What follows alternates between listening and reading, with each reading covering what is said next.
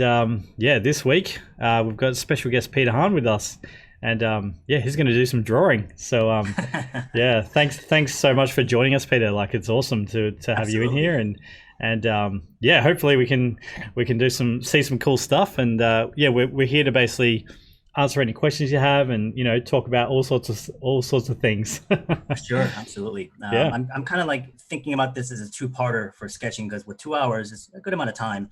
So I'll probably kind of break this up into two things where this first thing I'm going to do is just kind of like more of a study-based stuff, just some of the things I kind of practice and teach. And second half would be a little bit of different application where I take it through my imagination. But yeah, I'm glad to be here. Thanks, Simon, and CDW to kind of inviting me and, being a part of this to connect the people online and out there kind of sitting in their places in quarantine and to have a little bit of extra, experience to engage with professional artists and schools such as CDW. They're all doing a great job in terms of engaging with people. So thanks, man. Appreciate it.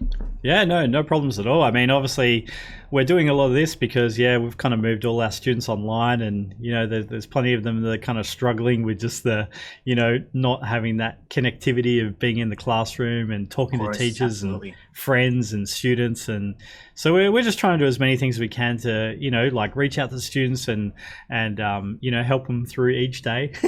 Yeah. Yeah. um, Totally get it. yeah. Yeah, I think that's been a big aspect of what I've been trying to do too. Is like, I'm so happy that I jumped online sooner than later because before the quarantine hit, I started my own classes online, and I kind of predicted that that was a big trend going forward, where a lot of instructors were, kind of moving away from platforms and schools and trying to begin their own online platforms too. So I'm really glad happily to move on that faster, so that way I can engage a lot more people and use my social media feeds and whatnot. So yeah, man, it's been a very good experience so far. Cool. So, what are you thinking about drawing here today? Well, I'm just kind of putting down some lines just to kind of feel out this pen. I just got this one. This is a pen called Euchre's, and it's a felt tip pen with a nib, and it actually has a converter inside of it. So this is actually a reusable felt tip pen.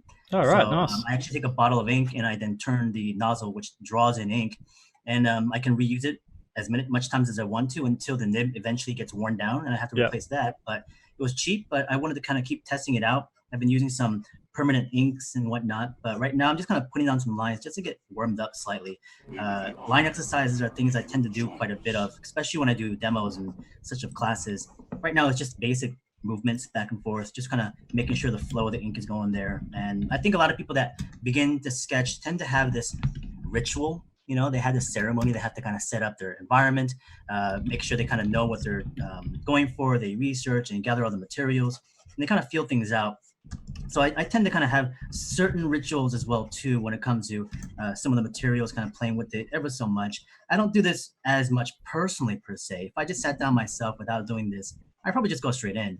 But in this situation where I want to give people more insight as to what I'm thinking about, how I would, as a student or someone who was just beginning to train, think about setting things up. And for me right now, it's just about let's get the tool, comfortable. Let's get things warmed up. I don't want to start a drawing and have this like massive expectation that whatever I produce has to be this thought or imagined idea that has to be so right.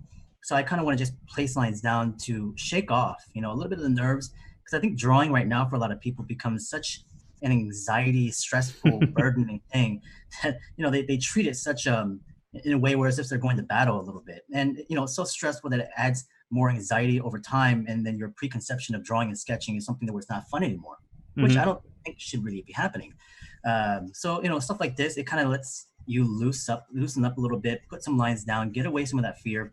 Doesn't matter how these lines and circles and shapes actually look like, but now I feel a lot more comfortable with the tool, just making sure I know my space and area, and I can also just imagine and think.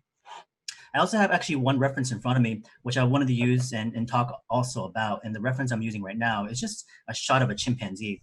And I actually just recently watched Planet of the Apes again. So I was really into that kind of world for all of a sudden. Whenever I like fall into like a brand or a story, I get really sucked into it.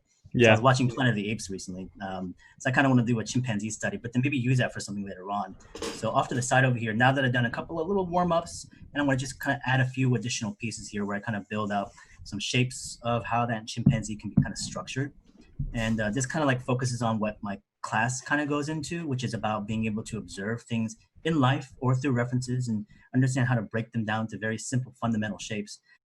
primitive shapes that we can then reuse and repurpose and adjust to design. So it becomes freeing to be able to observe and to be able to just study and draw loosely.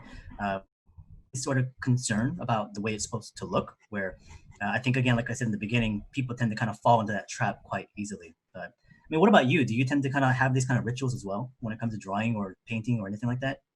Yeah, for sure. I mean, we sort of talk with students all the time about, just the craft of drawing and painting, Yeah, and sometimes I think it is really difficult for students to just even like get that concept of drawing a nice clean line, and yeah, or yeah, yeah. painting a nice, a good shape, or what, using sort of brush control and things. And it just Sure, takes a lot of practice, right? Like it's not something that just happens overnight, but it's something that absolutely. people should pay attention to for sure.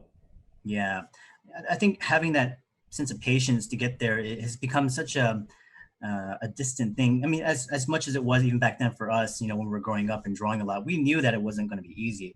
But I think the difficult aspect right now as being a younger person is that you have so much stuff around you that you're looking at through social media, through art stations, and all that kind of stuff. So you're overwhelmed with like this incredible skill set, and everyone is growing right past you, Yeah. and you just feel like you have to continue to keep up and just push maybe more than what you might be able to actually even do, to the Hmm. point where it kind of takes away again that fun factor of doing it, where then Yep. becomes like this mission of like, I got to do whatever it takes to get there, which a lot of us back in school in the early 2000s, stuff like that, pushed really hard too. But Hmm.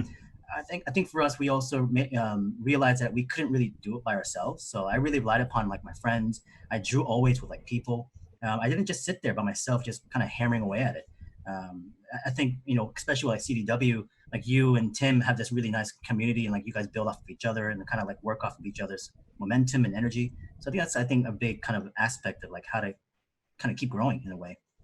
Yeah, no, for sure. Yeah.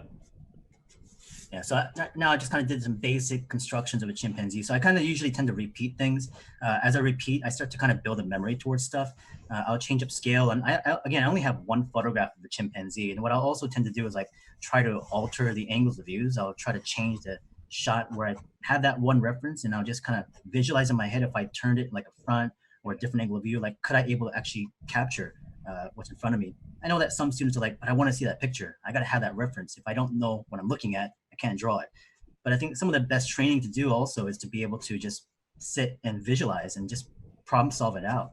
And it Hmm. may not come out well, but at the same time, it's not about that perfection and not about being able to just achieve it at one go. But this is where then that, the discipline and the patience about kind of kicks in, and you're able to then hopefully stick with it and get closer and closer with each iteration, and hopefully, amount to something, I guess. I think that's one thing that when you're starting out that we try and tell students a lot is, and it's very difficult, is that like sometimes when you're doing studies and things that you never need to put them online, or they don't need to go on ArtStation. They're actually Sure. just for practice. Yeah, I absolutely. tell students a lot. I'm like, if you were training for a marathon or you wanted to run a marathon, you don't just go run the marathon. Like Yeah, you will die. you exactly. you Exactly. need to like go out and start with a 5 minute run, then a 10 minute run, and then a 5 mile run, and then what I Yeah, mean. yeah. And a lot of the stuff that you kind of need to do to get good at drawing and painting is all of those exercises and learning that kind of stuff. And I think it is tricky, especially in this kind of day and age of like instant, just everything being on Instagram and Yeah. ArtStation, YouTube. It is tricky for younger students coming through, I think. I think it's that immediate satisfaction that we're looking for. I think again, naturally, people have that too, Mm, rightfully so, because you see it, you want it, and you think by putting a certain amount of time that all of a sudden you have to grasp it. But I think the online aspect of social media has kind of exponentially increased that expectation even more, of wanting to be able to just achieve it overnight. So yeah, it's really hard to navigate to that, and this is where I think taking actual classes really helps kind of give you the guidance of being able to say that, hey, it's like I'm not a failure at this stuff. It just does take time, and I can then see kind of what other people are doing. I can compare and contrast to that, and it helps you realize a more realistic approach a more healthier approach, where you can then prolong. And this is about, a dedication of a lifelong practice. It's not just a simple little career you'll play with a little bit here and there, but this is something for myself where it's, for the rest of my time I'm on this planet that I'll be doing this, and there's nothing else I can think of. Yep. It's that level. Yeah.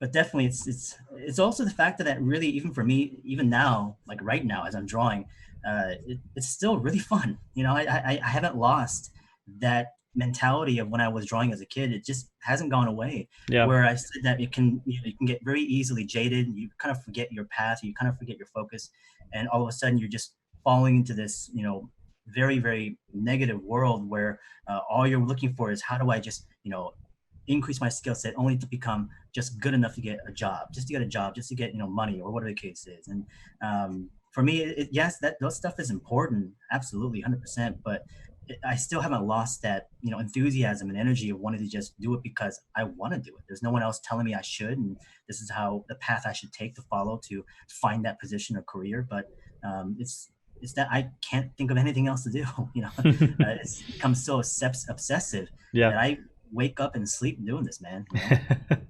I think it's I think that you definitely have to like kind of fall in love with it at some point. It's just and then once you do, it's kind of like it's all over. It really is. Yeah. Once you get that into that kind of route, but it's scary for a lot of people too. It's scary for the one thing of like seeing that giant hill in front of you, of trying to climb it to get a better skill set. But it's also that fear of like, man, what if I do fall into this? Like what if I actually now completely obsessed over this stuff? There's nothing else that you're going to be wanting to do now. Yeah. But there's that side of it where many students come to me like, but I also want to this and play with different areas of like whatever career directions you may have. There's a lot of interests that people have. Yeah. And so when you're younger, because you have so many things, you're afraid that as soon as you choose a direction, like it's all you're going to do.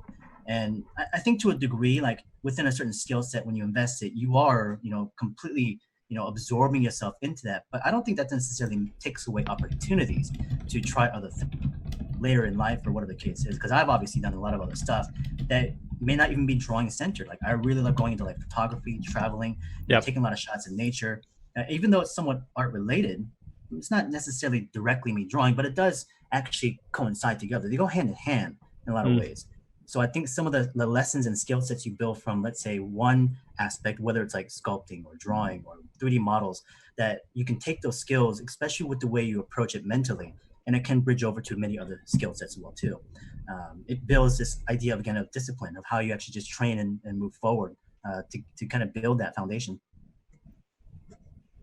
Yeah, I think there's such a with drawing and painting, pursuing any sort of artistic kind of lifestyle, it's like it's so focused on design, I think. And I think it's so much of that shape and the design language that goes across into those other areas that that's where it kind of feels like, oh, they're kind of like the same thing, Right.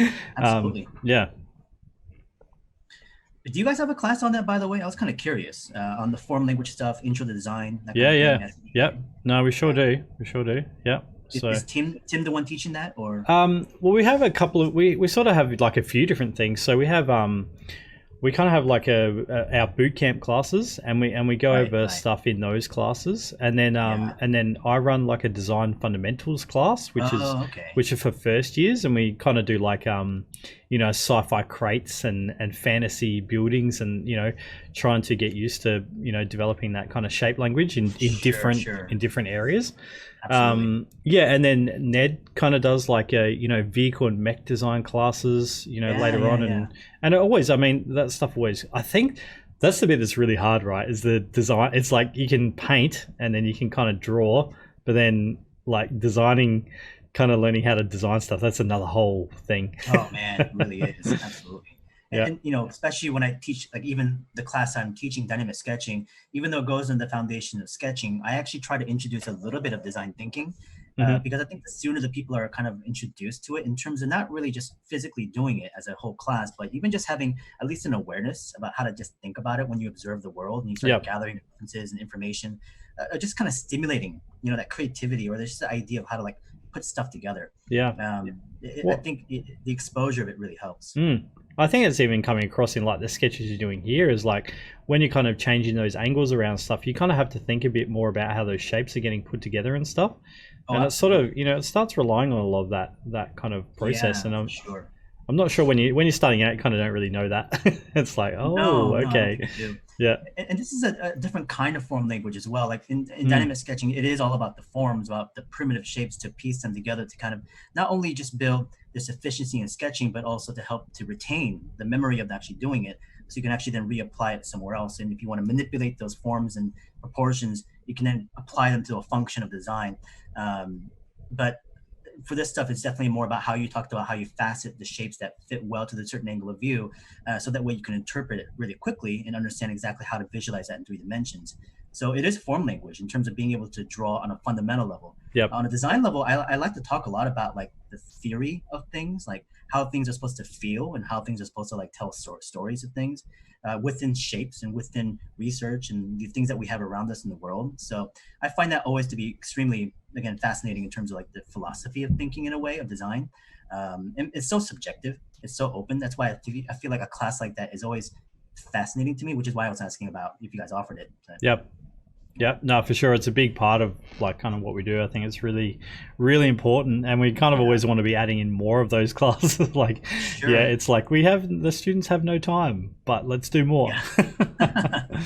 And that's something I wish we had more of here on the state side as well. Like CDA offers, they used to offer the form language class. I think they have it now with another instructor. They have a couple of character design classes. Yeah. But these like fundamental introduction design thinking classes aren't not really prevalent. These kind of independent schools will have them, like Brainstorm or whatever the case is, but like these really big institutions like Art Center, they actually don't really carry those kind of classes at all. Yeah. You kind of get piecemeals of things within those individual classes, and the students will kind of put them together on their own. Yeah.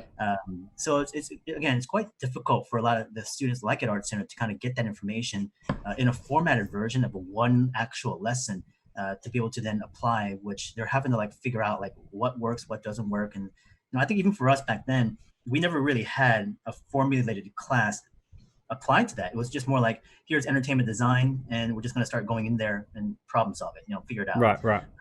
And over time, we kind of pick up and understand like what it is we're trying to do.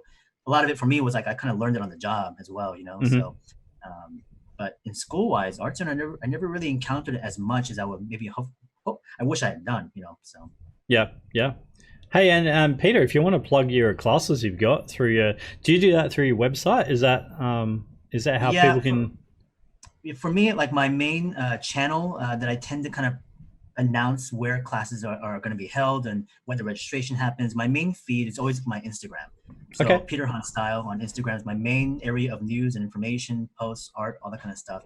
But I do have an ArtStation website, which I post up, class information about what I'm teaching, when they're offered, all the information behind them, what the general idea is what the focus of syllabus is about. And then I use things like a Shopify account to sell seats and registration. And I run about 8-week courses, 2 or 3 classes per session. And right now I'm in the summer term. So we're in about our 3rd week at the moment. And once this finishes up around June, my next registration will most likely happen around end of June to early July, which then the next session for summer will happen at the mid to end of July. And I think I'll have one more term after that in fall to the beginning of winter. And then most likely I'll take a break from that point. So in case I do any other kind of traveling and such like that. So, cool. I actually the reason why I went online a lot of this stuff is because I wanted to make sure I had opportunities to continue to travel to, come see guys like you and whatever else I could. So. Yeah. Oh yeah, it's such a shame we like the master class is not kind of on at the moment, and I mean I don't know when international travel is going to get opened back up. I think that's kind of the scary bit at the moment, isn't it? It is, and the thing is, even if it does open up, people are not going to want to travel at all anyways. Yeah. So even if they're lifted a little bit, I feel like it's going to take at least a good year until people feel relatively comfortable just kind of normally going as they were. But even then, I think the idea of normal is now kind of out the window. Yeah. Is the new normal now. So we just have to kind of adapt and just be safer about things, be more aware of our surroundings, and just be mindful about how we treat others and how we treat our health and stuff like that. And hopefully it'll go for the, better. So. Yeah. But how about you guys? How you guys holding up everything, CDW and everything else? Yeah, no, we're going pretty good. We're like where we are based in Australia, in Adelaide. Yeah. We haven't had any cases for 28 days now, so we've Oh, kind of wow. gone like two cycles. Yeah. So things are starting to get open back up. So yeah, I think pretty soon we're going to have, like cafes and restaurants are starting to open and things like That's, that. So yeah, which is great. And I of mean, course. yeah, it's basically, it seems like it's relatively impossible to actually kind of get coronavirus here, which is obviously really awesome. Um, but yeah, so we're doing good. But obviously we're in a quite a, obviously you've been to Adelaide, Peter, but we're Yeah. a pretty small city. Yeah. So that has its pros sometimes. Of course. There's plenty of cons, as in Yeah. there's not many people and opportunities and all that kind of stuff. But yeah, in terms of when these types of scary world situations happen, we're always in a good place, being tucked Right. away, on the island. So Yeah. yeah, and how about you guys? How is it kind of over there? Like, is it I mean, is it for is it me personally, in terms of how the current situation is, it's like it's very normal for me because I'm just indoors anyways. I'm just teaching, work on my own personal stuff. I have a lot of projects still, book wise, and if I pick up freelance projects here and there, I will do so. But overall, it hasn't been that much of a difference in terms of the way I kind of like interact with my environment, with the work that I do. So things haven't really slowed down, which has been great. But I do know that it's not easy, for a lot of other people that are out there, and it's unfortunate. But for LA, Yep. there's been certain things that have a benefit to it, which is because LA is so spread out. A lot of people have to like travel through cars, so there's Hmm. not that many opportunities to come through like big groups unless you go to like an event. Yeah. So a lot of the events are shut down. Like Lightbox is canceled now, and Comic Con's canceled. So, and that was the last time I saw you, right? Was it Yeah. Yeah. Lightbox? So, Yep. and unfortunately, it was a great show too. But those kind of things are typically what I feel like draws a lot of the potential of chaos and a lot more downhill spiral. But Especially Comic Con. oh god, yeah. And it's one of those things that, man, I was really looking forward to it this year at Comic Con, and Yeah. because it was going to be a good year for me because I was supposed to be attached to the lineup of Superani, so I'll be sitting with Kim Jong Il and Yeah. Carl Kapinski and all these guys, which I really love their work, and it's great to be able to work with them and stuff. And I only get to see them a couple of times in a year, but it's always a great opportunity and a really fun time at Comic Con, especially when I'm around those kind of guys. It really invigorates my energy to continue to really push really heavily. So Yeah. I think it's important to always be mindful of like who you surround yourself with, and stuff like those kind of shows always really remind me of like my position and where I'm at, and also how much growth I need to do. Like I'm still learning as much as I can, and I completely respect and always appreciate the fact that there are guys that are 100 times better than I am, and those guys like Carl and Kim Jong Gi are way better than me. But I don't fear that kind of stuff. I kind of like revel in it. I love that fact because I don't want to be the one that's like trying to be sitting on the top. I never want that feeling. I always want that feeling of constantly climbing to get to that next phase. And those kind of guys are really what push, that kind of, I guess, energy towards it. So, Yep. Yep. Yep. yeah.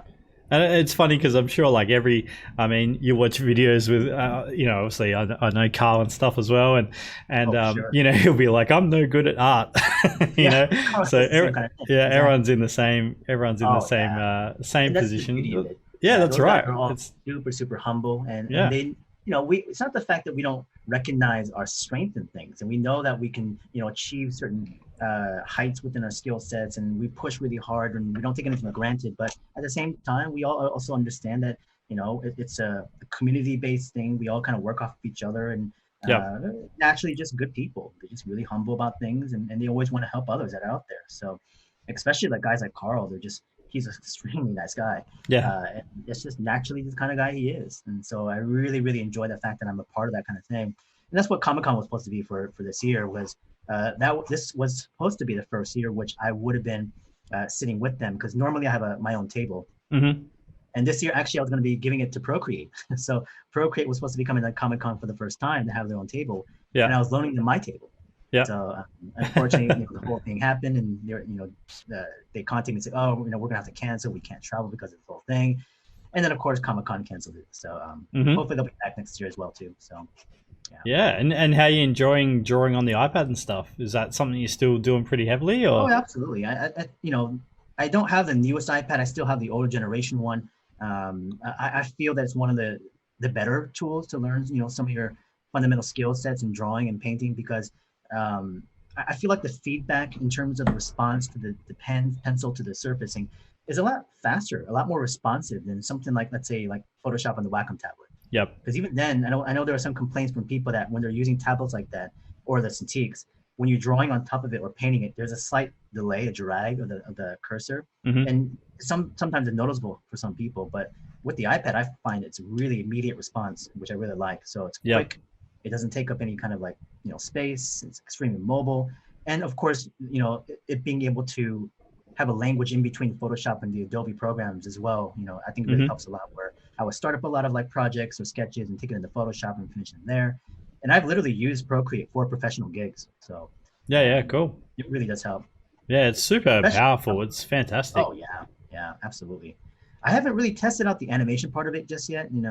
Okay. I'm actually kind of curious about it. I've actually did take animation classes when I was much younger, like 2D animation, Mm-hmm. and I knew how incredibly hard it was, but it was still a lot of fun.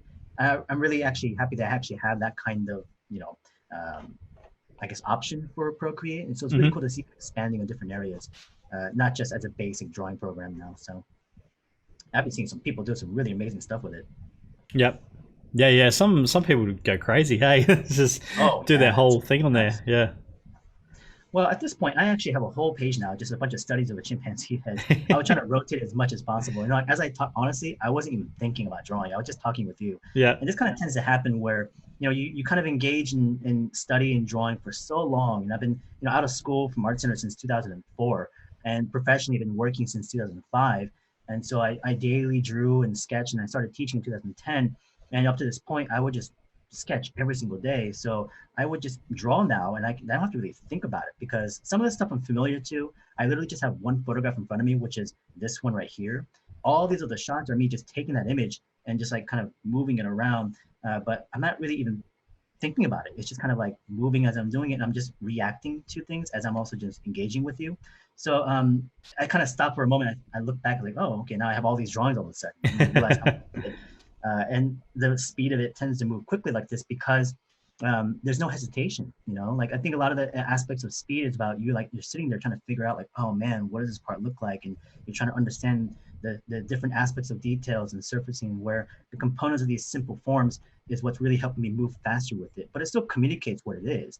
Yeah, more information on top can make it feel more to the thing I'm looking at. But at the end of the day, this amount of data and information that I can use now to the next step is really help me. Is going to really help me build a lot more confidence into the next drawing.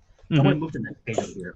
I'm going to set this up. And I already had a kind of a thought of what I wanted to do because again I was mentioning Planet of the Apes, and I had this thought of the chimpanzee kind of riding the horse, and I always love that great kind of iconic shots of the Yeah. chimpanzee riding in with the grass, and they're capturing the people. Yeah. That interesting combination of like the primates and the horses, I thought was really Mm-hmm. cool imagery. So Yeah.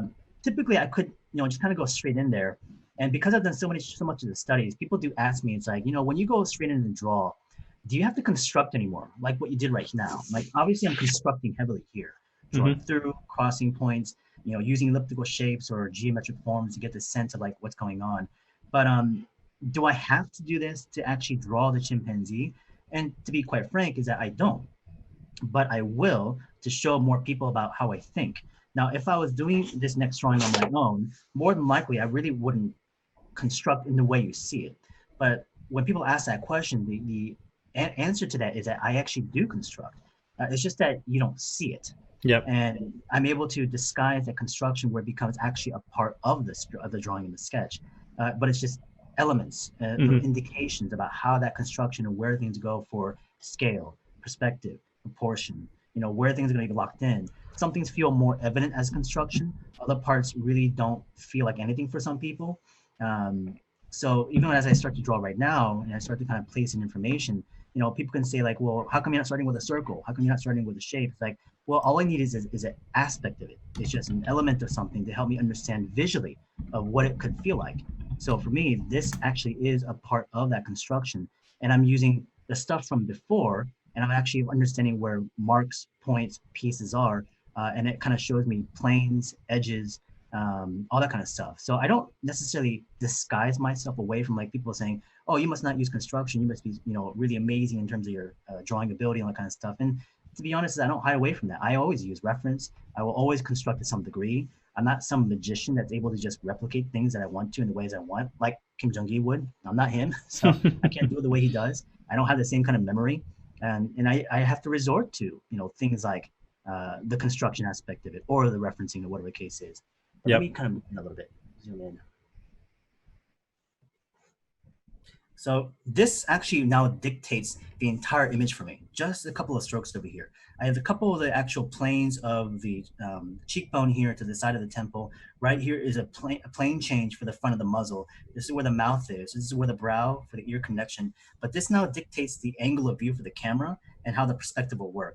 Now I have a general sense of the scale about where his body will go, the horse's placement. I have all that now kind of visualized.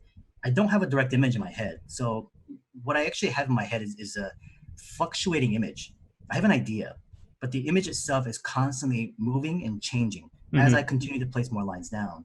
So it's not a static image. It's not something that is locked in place. So that gives me then the freedom to potentially either make mistakes, but if I do, I'm able to negotiate with it, move with it, and also take advantage of it, if anything else. So that's why I don't necessarily feel fear of drawing like this live in front of other people. Like, oh God, what if I mess up kind of thing. Is like, I don't feel that at all. Because I know that whatever I produce as an idea, I should be able to generally achieve what my intentions are supposed to be. It may not be exactly what my thoughts may have been at first, but as it changes and it grows, in a lot of ways it can even be better because of the process of experience of doing it. I learn from this as well too. So it really helps in terms of being able to just kind of just relax and just sketch and draw with it and not be overly burdened and be like, oh God, it's not that. Or I should have done this, or I regret this line. So it's messy and all that kind of stuff. So I don't have those kinds of, thought processes into this, which again, like I said, it enables me to keep going without feeling tired, without ever feeling like I'm spent and like I can't draw anymore. It's like I don't feel that way at all. Yep. Like whenever I stop sketching, it's because it's like 5 a.m. I should probably sleep. That's usually why I should probably stop drawing. Or it's like, it's time to eat now, I guess. And sometimes I forget to eat. It's still that way when I was in school. That would happen all the time. And now I'm like 39 years old, and that still kind of happens, man. Yeah. Yeah. And so you're using the same pen here, yeah? Oh yeah, same pen. Yeah, because I guess from my point of view, it looks like you're sort of getting a bit of a different line quality in. Where when you're constructing, you're sort of doing heavier, thicker lines, and then with here, you're just kind of playing around those thinner, more suggestive lines, I guess. Is that? Yes, yeah. A lot of it has to do with the pressure, but also distance. So when I use a pen, the actual physicality of moving and also holding the pen is a big aspect of how I work. And there's no wrong or right way to hold a pen. You can have the standard writer's grip, but I've had students that literally hold the pen like this, and they're successful. They can draw well. But I had the standard grip, and so pressure is being placed from index finger to thumb, squeezing on the pen. The middle finger is the resting point, which cradles the actual tool. Now, distance from the nib is a big aspect about control. So when you begin to sketch, I always recommend people to actually hold it a little bit further away from the nib. Right. Because the closer you hold it to the nib, you're trying to control the line further. So you can't also see where you're going because your hand is covering up the tool. So if you hold it more of a distance, you can kind of see where you're going, but you're also looser with it. You have less leverage and you're not pressing as hard. So you can be a lot more gestural, lighter with it. Pressure is relieved. So with this, I can just kind of catch the edge of the pen and get these like really fine lines where beforehand, I was pushing hard. These were really dense lines. So I was going much more overlapped, more vertical like this, pushing harder, going a bit faster.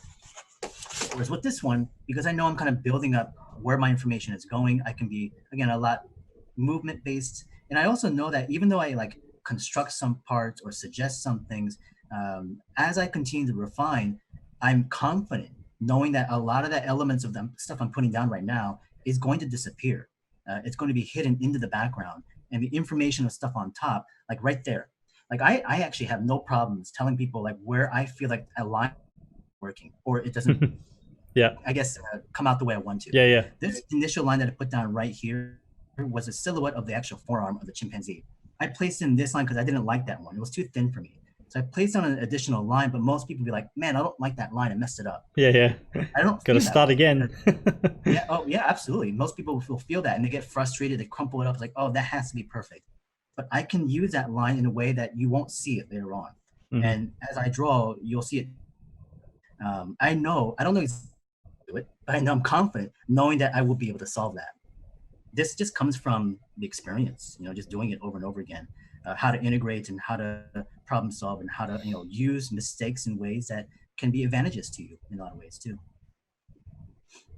Yeah, I remember. I remember when I was younger, like studying. I had one teacher who was really good at like pen and ink kind of drawing, and I Yeah, was like, "How do you do this without making mistakes?" Because they look really cool, and I couldn't really understand how he was doing it when I was, 19 or whatever. And sure. he's like, Simon, I'm making heaps of mistakes. Right. I just know how Absolutely. to kind of cover them up Yeah, that's and exactly kind what of it work with is. them. Yeah. Yeah. And it's easy for, I think, a lot of artists to say that, but I also do understand that many students can't, they don't have an understanding of how that works. Yeah. Like, based on what they just say, okay, I can understand what you're talking about, but I don't know what that actually means. I don't Hmm. know exactly how to do that. How do I even train myself to do something like that? In those situations, I think a lot of it is just the intuition you build towards it, Yeah. the sensitivity of that stuff based on just the practice of it. There's no lesson, there's no tricks, there's no shortcut to get that kind of information as you are, progressing through it yourself. It just happens naturally as you just progress on your own. Yeah. Yeah. And I think there is a bunch of things where it's like, yeah, you just have to practice this stuff yourself, Oh, like really? it's You just, do? Yeah. yeah, there's a ton of I that. mean, for me, a lot of it, it's like that light bulb that goes off. That one sketch, that one moment, sometimes can be the one that does it. I've had students that will actually have those literal moments in my classes where they go through. It's like, oh, that sketch revealed to me something. It's like I got it. Like it made Hmm. sense. I can actually see it now. Yeah. I still have memories of that, of my own process. Hmm. I know a certain drawing, a certain period of time, a location that I went to. I had a sketch. I was like, man, this is it. It's like I got it. Yeah. I mean, you try it again, you fail. It's like, oh shoot, I don't have it. But then, it's like you come back to it, you get more consistent. But there's always those moments of like, man, that's kind of close to what I was really going for. It felt Yeah. effortless, or it was like, it just visually looks really good to me. And I think those moments have to come through self-discovery. You just kind of sit there, and in time, hopefully, it just kind of emerges. Yep. Yep. It's Are you cool. guys actually It's looking pushing cool. a foundation sketching right now too? Sketching like this, dynamic sketching, whatever the case is, with the core instructors? What's that? Sorry. Are you guys actually pushing like a foundation sketching class also, like a CDW? Yeah, so we really push a lot of this stuff into our boot camp classes. So Oh, we've right, boot kind of camp, yes.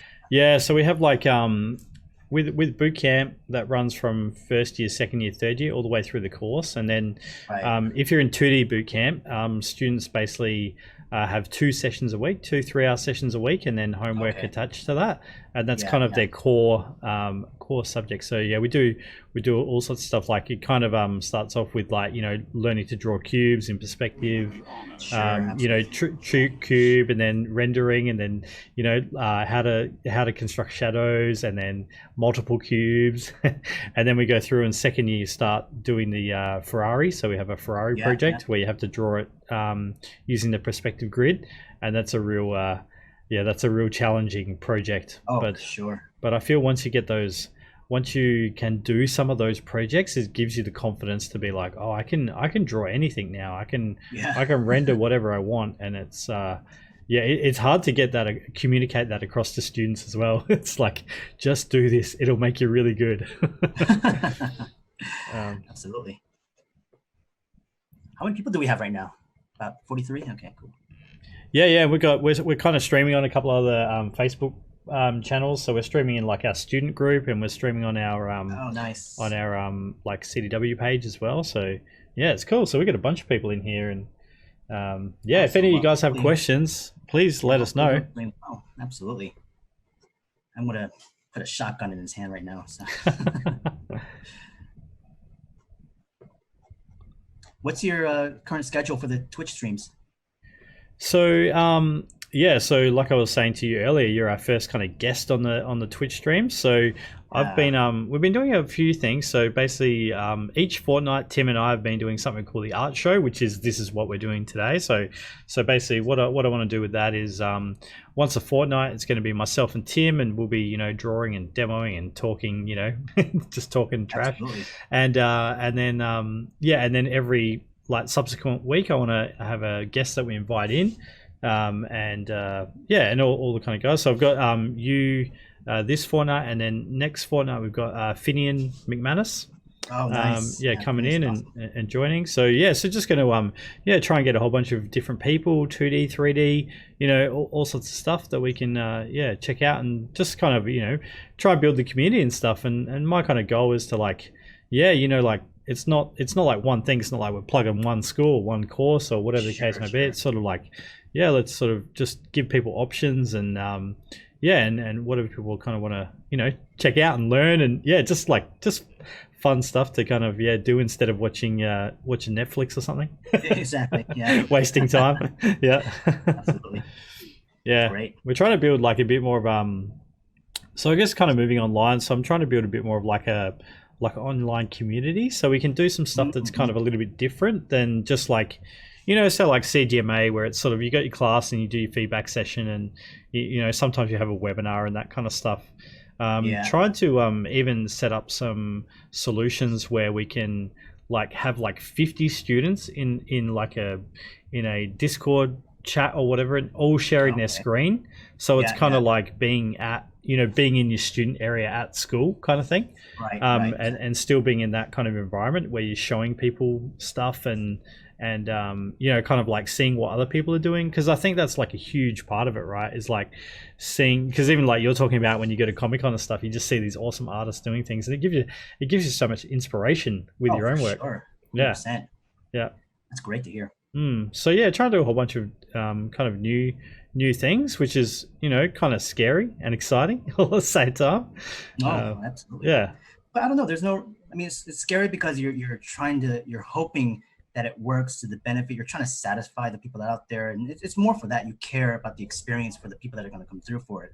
But there's no doubt that there's no risk to it. There's no, that's right. Yeah, really, so that's the beauty of the stuff, is that you're going to get something great out of this. So fantastic, man. Well, hopefully it'll progress through, and I'll even come back if you need me to. So. Yeah, no, that's right. Oh, I'm sure that'll happen. So we've got a question. What would you recommend for new artists? Study drawings where you're understanding the shapes, or freestyle stuff like what's happening here? Well, I think a lot of it has to always start with understanding something so that you can plug it in and apply it somewhere. I mean, I know that there's some people that seem to be naturally gifted to just all of a sudden make up stuff. But even then, they're pulling from something from their own experience, things that they interacted with, something they watched, something they read, something they've seen observationally. So maybe they're able to somehow then naturally, because of the way their brain is wired, to interpret it and use it and use a creativity. And that conversation of creativity is always kind of interesting. But in terms of as a beginner student, I would always recommend you start with, again, those fundamental basics on the academic level, which you can then kind of build that strong foundation to kind of go freehand, free form. But at the same time, that doesn't mean that you should restrict yourself from play. So play is a big aspect of growth as well too. You think of it kind of like how in the animal world, the same thing, wolves or lions and tigers will play with each other to get a sense of how they hunt.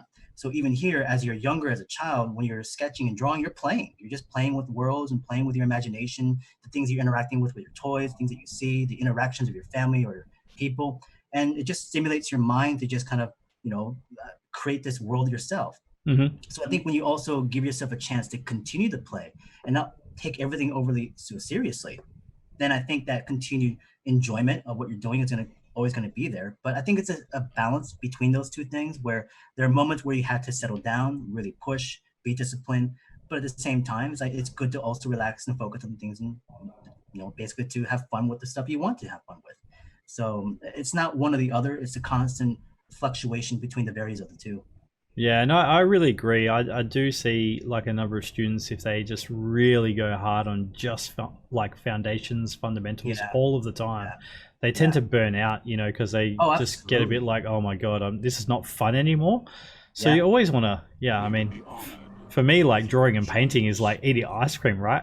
It's Oh just, yeah, it's it's like, so I don't know, rewarding. just it's awesome. It So you really just want to is. always have that connection with it where it is awesome. Because I do see people, they kind of fall out of love with it, or can't, can't get that connection with it. And that's one of the things like I struggle to understand, because, and probably you Yeah. do as well, right? Where it's like, Oh yeah, I don't know how you don't like it, you know? exactly.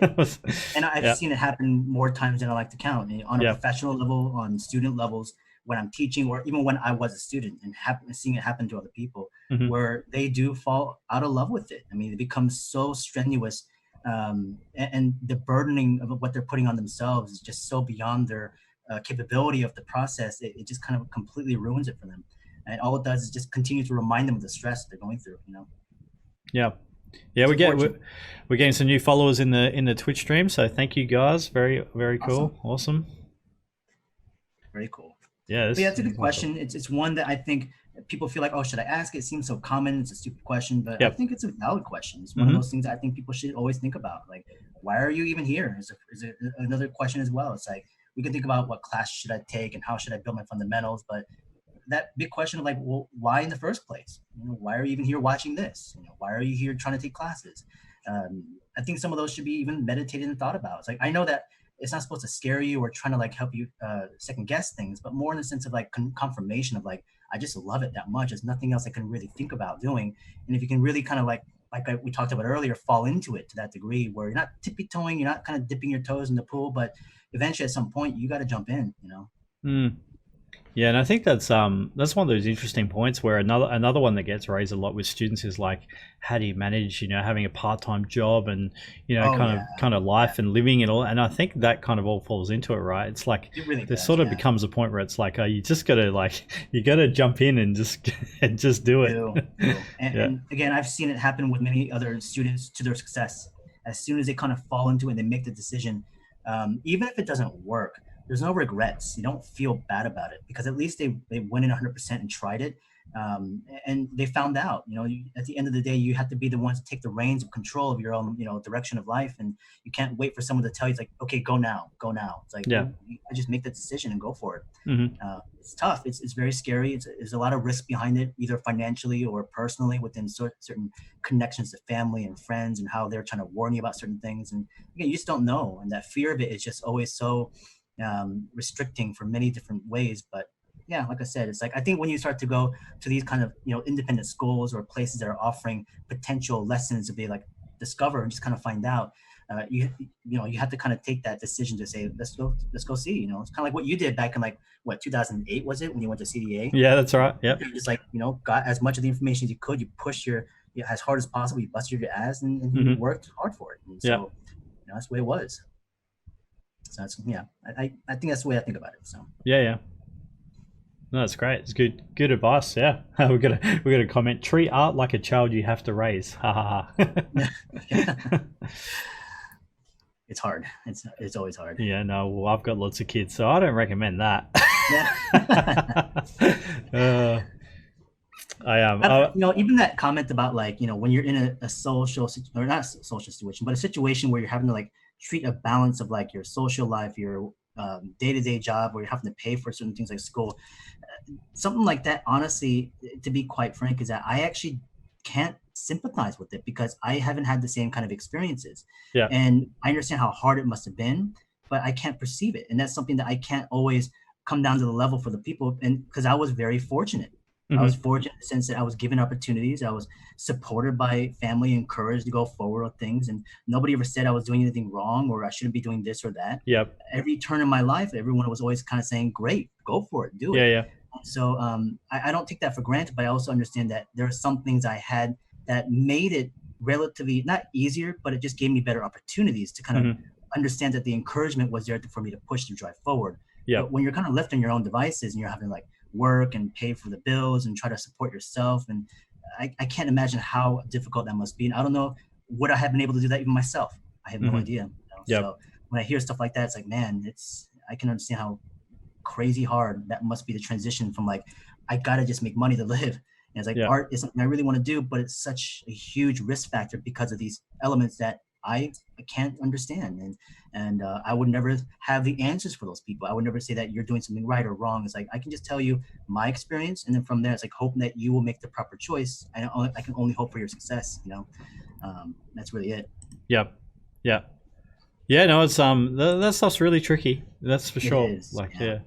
Yep. And there's always some decisions that, like, no matter what mentor you have or instructor you have or anything like that, there's some decisions that we can't make for you guys.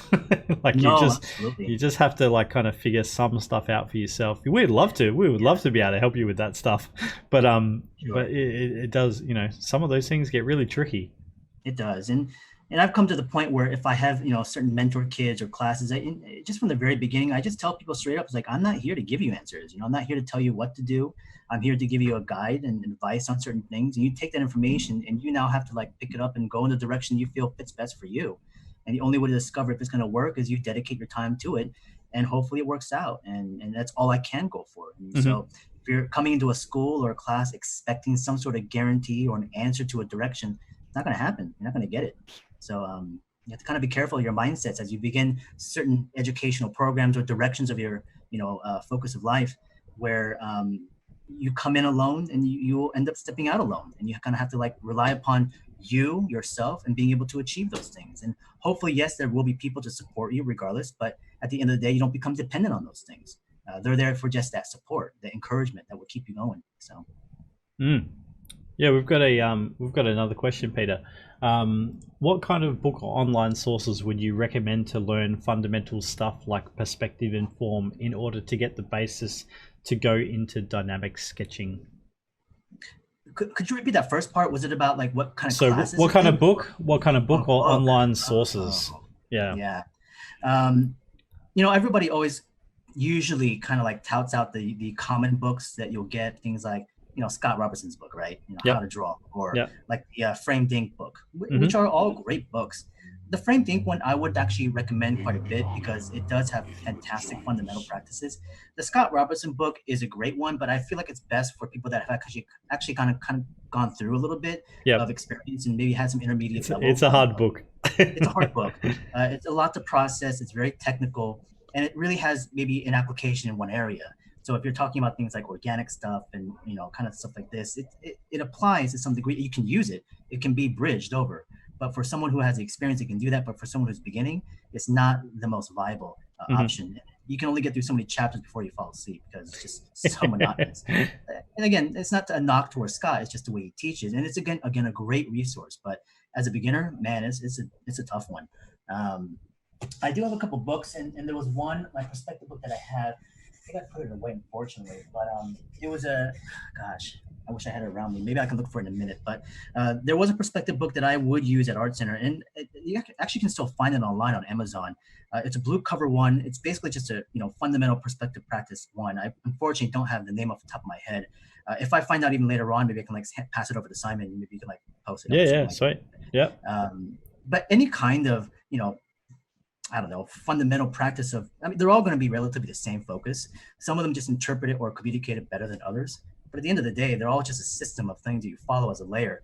And you should be able to hopefully apply it. But like I said, I think as you start to reach out to other social media platforms, even stuff like this, where you have other people in a school or class or online, you reach out and you start to say that, hey, any other books that you guys would recommend, people might kind of like, expose it for you. But if you're looking for it by yourself, it's really difficult to do so. But for me, other than that, um, I think obviously the schools that are online, it's become so widely available where there's so many resources, it can be really hard to process which one to go for.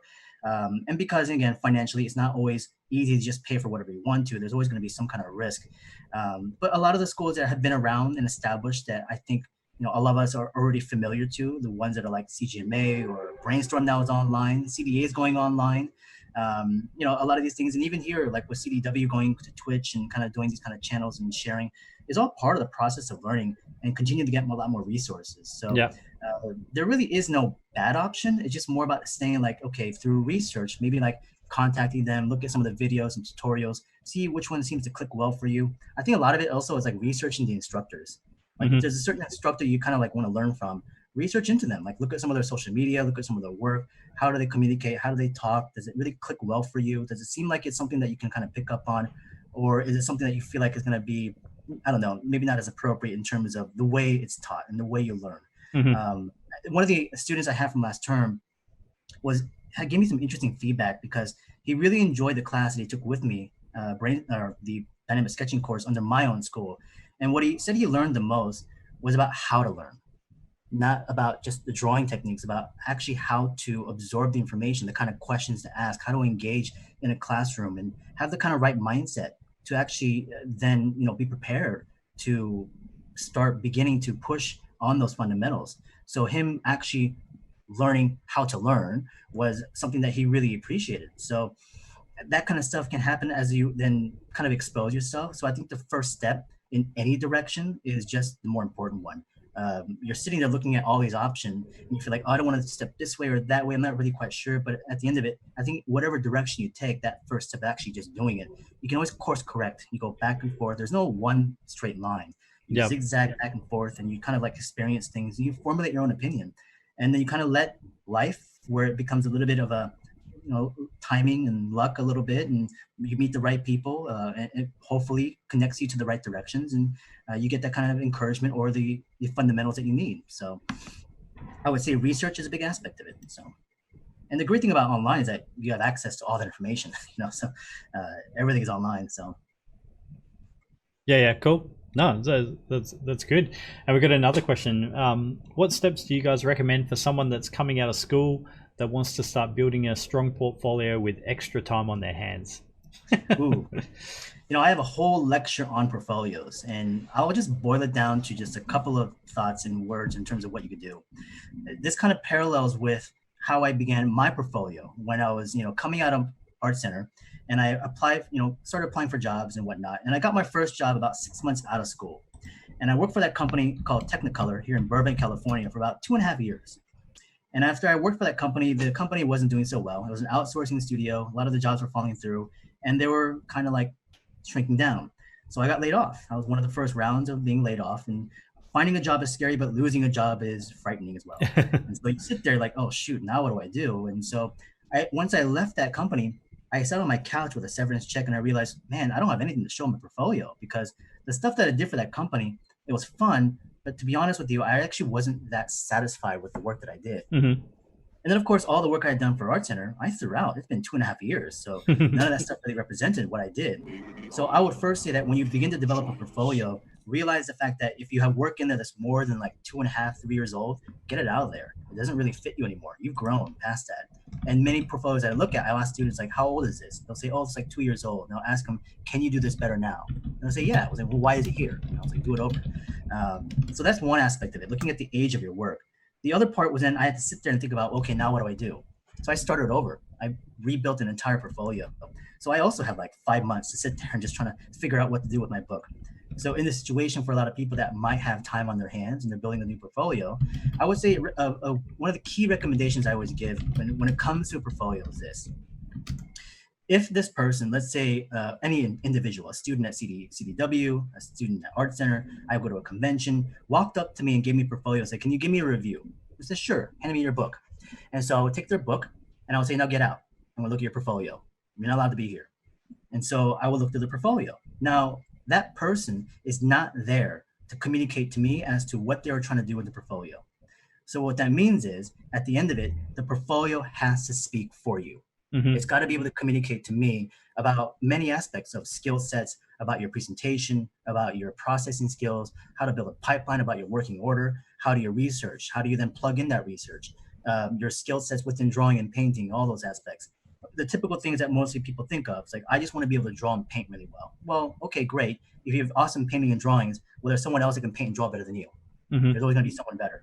So you can't rely upon just skill sets of thinking that just because I can draw and paint well, I should be able to find a job.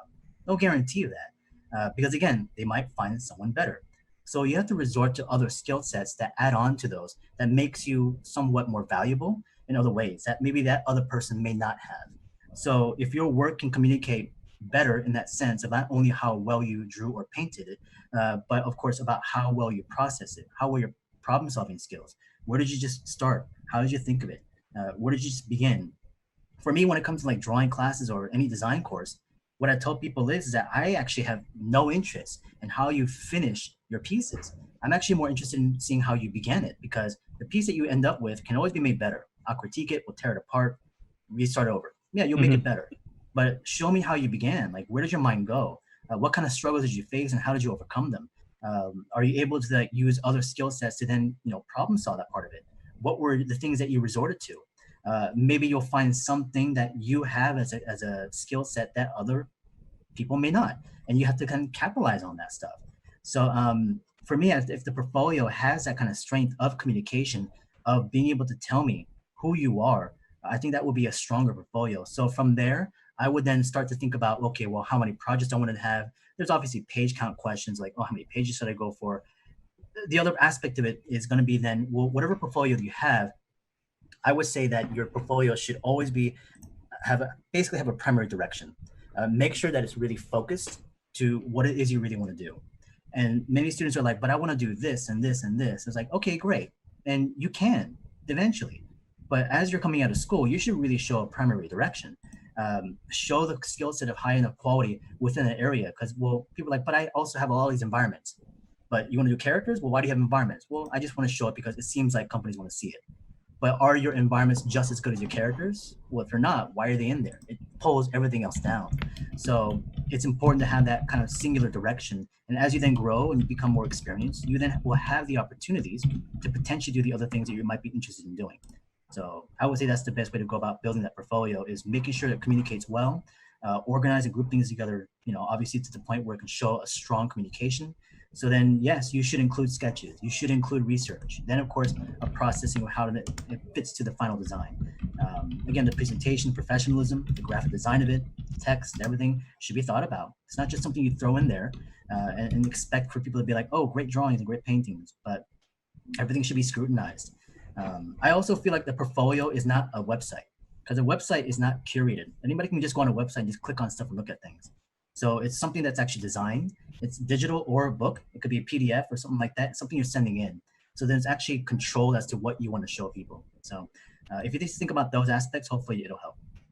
Yeah. No, that's cool. I think that was good advice about like thinking about it if you're not present in the room, because like that's kind of what happens on ArtStations, kind of what happens when you email someone. Yeah, in a job interview, you're not there. Yeah, you can't be there to explain, I only spent 4 hours on this one, or whatever the case may be. Right. Yeah.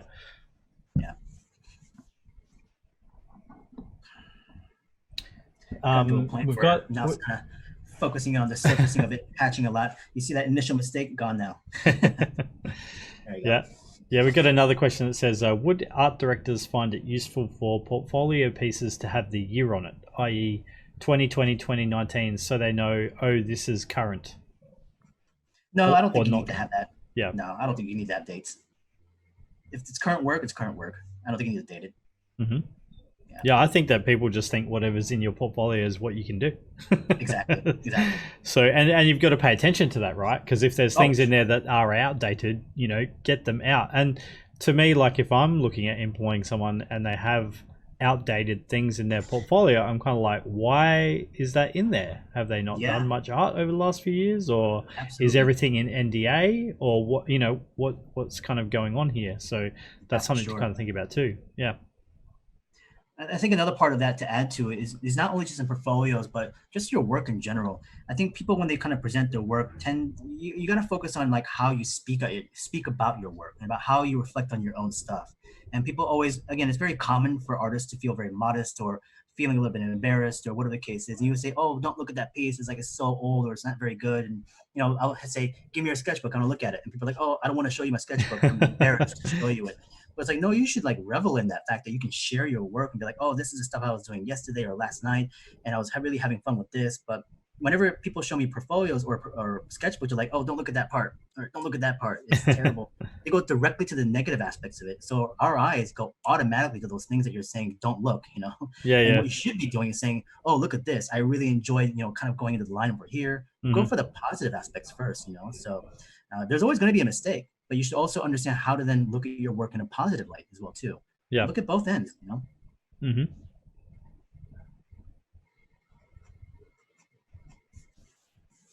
Right. So this was all for people that are joining in right now. This all came from some of the initial studies of some of the chimpanzee heads that I did. I started with a reference photograph here initially, and I started playing with like turning heads in different directions. And I had this, kind of nice image after watching Planet of the Apes again, and kind of having this thought about the chimpanzee riding the horses. So I was kind of wanted to capture that. So sometimes when I get an image or an idea in my head, I can't actually get it out. I can't ever not think about it until I actually just draw it. So sometimes they stay in there like a splinter. And there are some times where I don't actually get to draw it because I get preoccupied or something happens, and it stays there for so long. And it sometimes comes back and it's like, I have to get out of my head, because that's like all I can think about is just like that image, the idea. Obsessive is what it becomes. Definitely.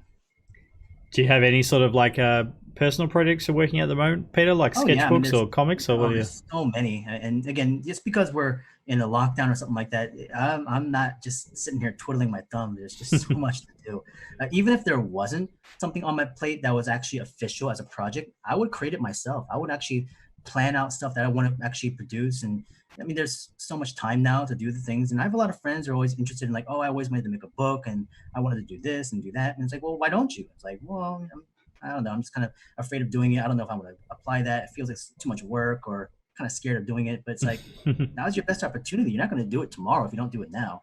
So, but I understand, it's one of those really big steps of like, especially when you kind of take on your own projects, you have a lot of your own expectations kind of being built up. But, for me, it kind of started off in like 2008 when I was doing Comic Cons and stuff like that. And I was producing my own books and little sketchbooks.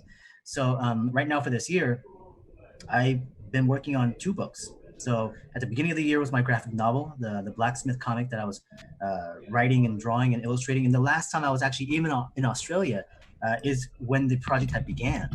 And I was talking with Tim, asking for his recommendation. I was scared shitless of the project, the graphic novel, yeah, because I didn't know how to start, and I can create and I can design and I can like develop worlds for you, but to sit there and write the novel, or I guess the story, dialogue and everything, is like I didn't know how to just start that part, or even just a graphic novel in general. So actually, when we were at dinner one time, that many years ago, like I was sitting across from Tim and I actually asked him advice, like, hey, how would you do this? Like, what can I actually do to kind of solve this part? So this is why I said earlier, it's like it's really important to have a strong sense of community, but also to understand that you can't do it by yourself. You have to then sometimes rely upon other people's experiences, be open to criticism, being open to understand that you don't know shit sometimes.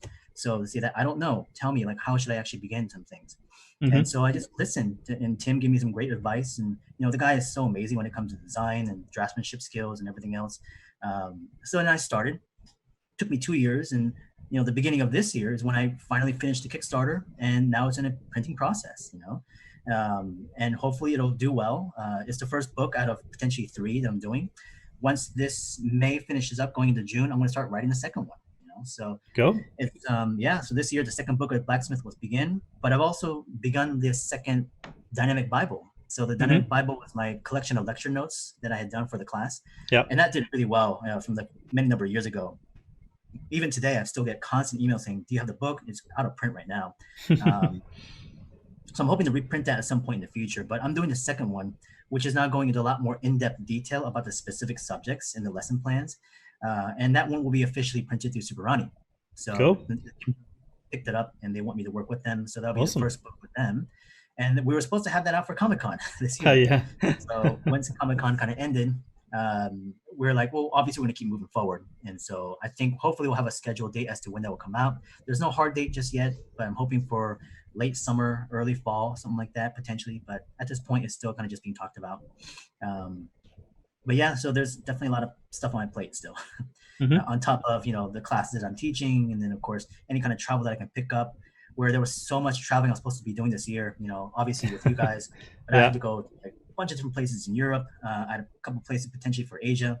A lot of personal trips as well, too. I was supposed to go back to Africa for a personal trip. I was trying to go to Mongolia. So, once travel kind of eases up, will I take advantage of it? I don't know just yet. I think a lot of it will be just based on opportunity of places that are inviting me.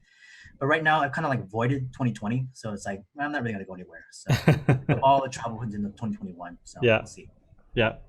But yeah, never ending. Yeah.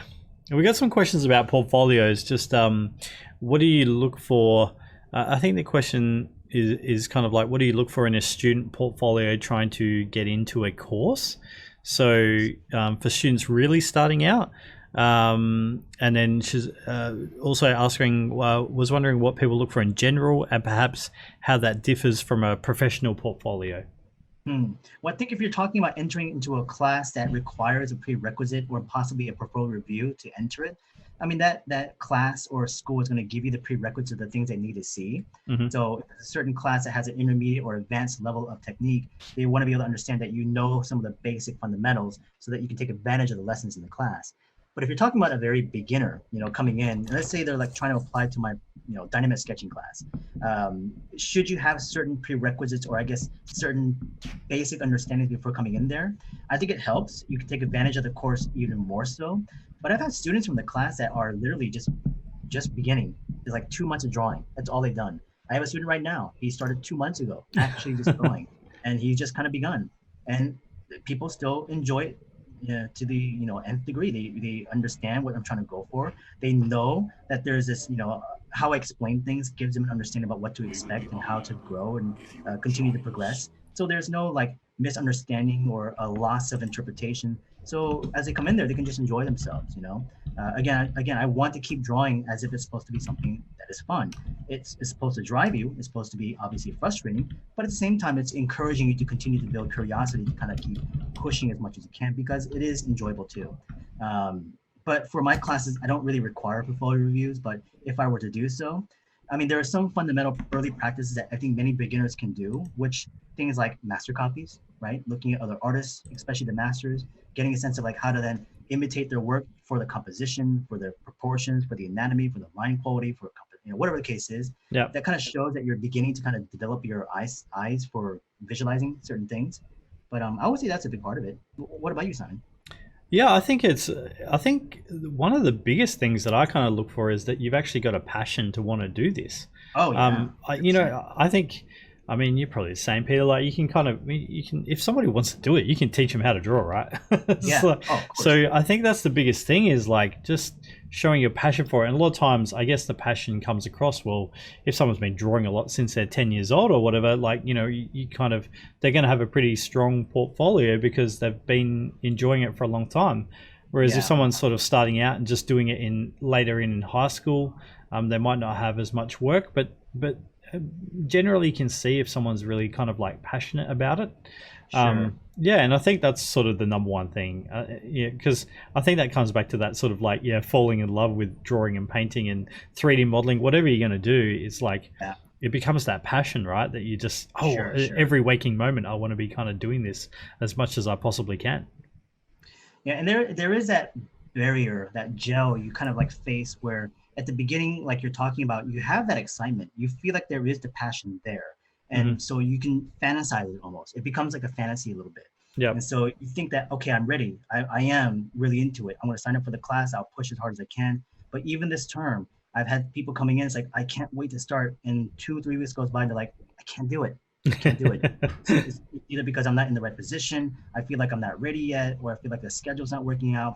And they're like apologizing. It's like, well, you were never really ready in the beginning. You just kind of felt you put yourself in the position where the fantasy element of it was kind of becoming more of a, I guess, I don't know, the outlook and the endpoint of what you're seeing of what the draw was. It was very attractive on that side because the imagination of what your position would be like, oh, I'm going to start sketching and having fun now. It's like you can feel it, you can imagine it.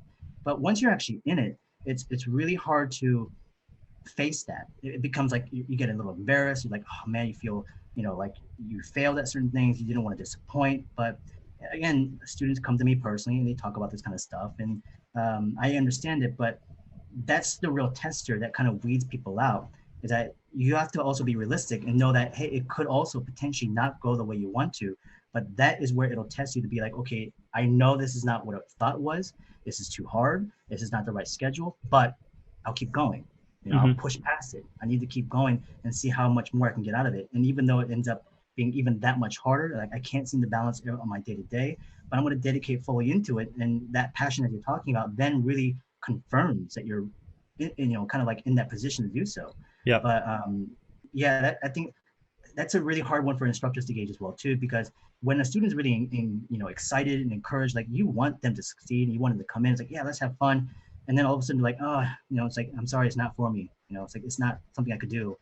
And it's like, man, I thought that person may have had potential, but you couldn't really read it. Mm-hmm. And there's always a risk factor to that part of it. But yeah, it's a hard one definitely to judge sometimes in certain situations. So Yeah, so I think for danger, just just keep working on everything that you're doing. Keep working on drawing, painting, 3D modeling, whatever area it is that you're kind of into, and just keep building up those skills. And the more you build those up, and the more you show that you're passionate about it and improving, that's all you can control. That's all you can do. I actually have this. This is one thing that I have all the time from students, Peter, is like they'll be like, they'll be super worried about like where they're at in terms of their progression. Sure. They'll want a certain grade or something, or they'll want they'll want to have their portfolio at a certain point, and I'm like, that you can't change anything. You can't. Hang on, I've got stuff popping up here. Sorry. You can't change you overnight. You know what I mean? It's a longer process. So you've got to just kind of like buy into that and just trust that if you keep working hard at it, and the results will start coming. But I think sometimes everyone, I mean, I'm sure everyone has this where you kind of like, oh, I wish I did that one better, or whatever the case may be. Yeah, of course. Yeah. But again, those are things that as students go through time after time, they kind of hear the same kind of encouragement, or I guess even the same kind of advice, like you just have to be patient, wait it out, keep practicing, stick it out to it, you'll get better, and it becomes to a point, it's like, what else? And it's like, I know that's an aspect of it, and that frustration really starts to show through. It's like, and then being able to coach and guide them through that is a tough one, because I again, it's like, I usually have those kind of responses as well when people ask me the questions. Like, I can give you the common response, which is like, yeah, just wait it out. It's not going to happen overnight, and just kind of be disciplined and keep pushing. But that's what normally a lot of instructors and people tell people. But I also want to be really realistic, and I tell people this too, which is there's no guarantee of it. And you know what? You might not make it. Yeah. And so then I say, well, now what? What are you going to do now? And I'm not going to give you the answer to it. And so if you're faced with the situation, you got to either pull up your pants and go for it. And there is no like, oh, I'm going to try to say it's going to be fine, give it some time to it. It's like, I'm sorry. If you keep going this direction, you're not going to make it. It's just the way it is. And even the classes that I teach at Art Center, I tell from the very first day people, it's like 80% of you in the class right now, you're not going to make it. You're not going to get the first job you want. You're not going to go to the company you want to go to. You're not going to get the job that you feel like you need to have. Not going to happen. No guarantees. Mm-hmm. So then if that doesn't happen, what now? And hopefully you'll problem solve it. And a lot of you may not make it. And that's just how it works. There's just too much competition. There's too many people out there. The quality level of techniques have jumped dramatically. There's a lot of opportunities. There's no lack of jobs. Yeah. It's just that there's that many more people. So you got to compete, and you got to push even harder than some of us did back then. It's not any easier. It's actually become somewhat tougher in a lot of ways. I think students also feel overwhelmed because they feel like they have to know so much. Like, I got to know 3D now, and drawing and painting and design, all this stuff. It's like, well, that's the world you're living in. And you got to be able to, like I said, sit down and just continue to hammer away as hard as you can and get it under your belt.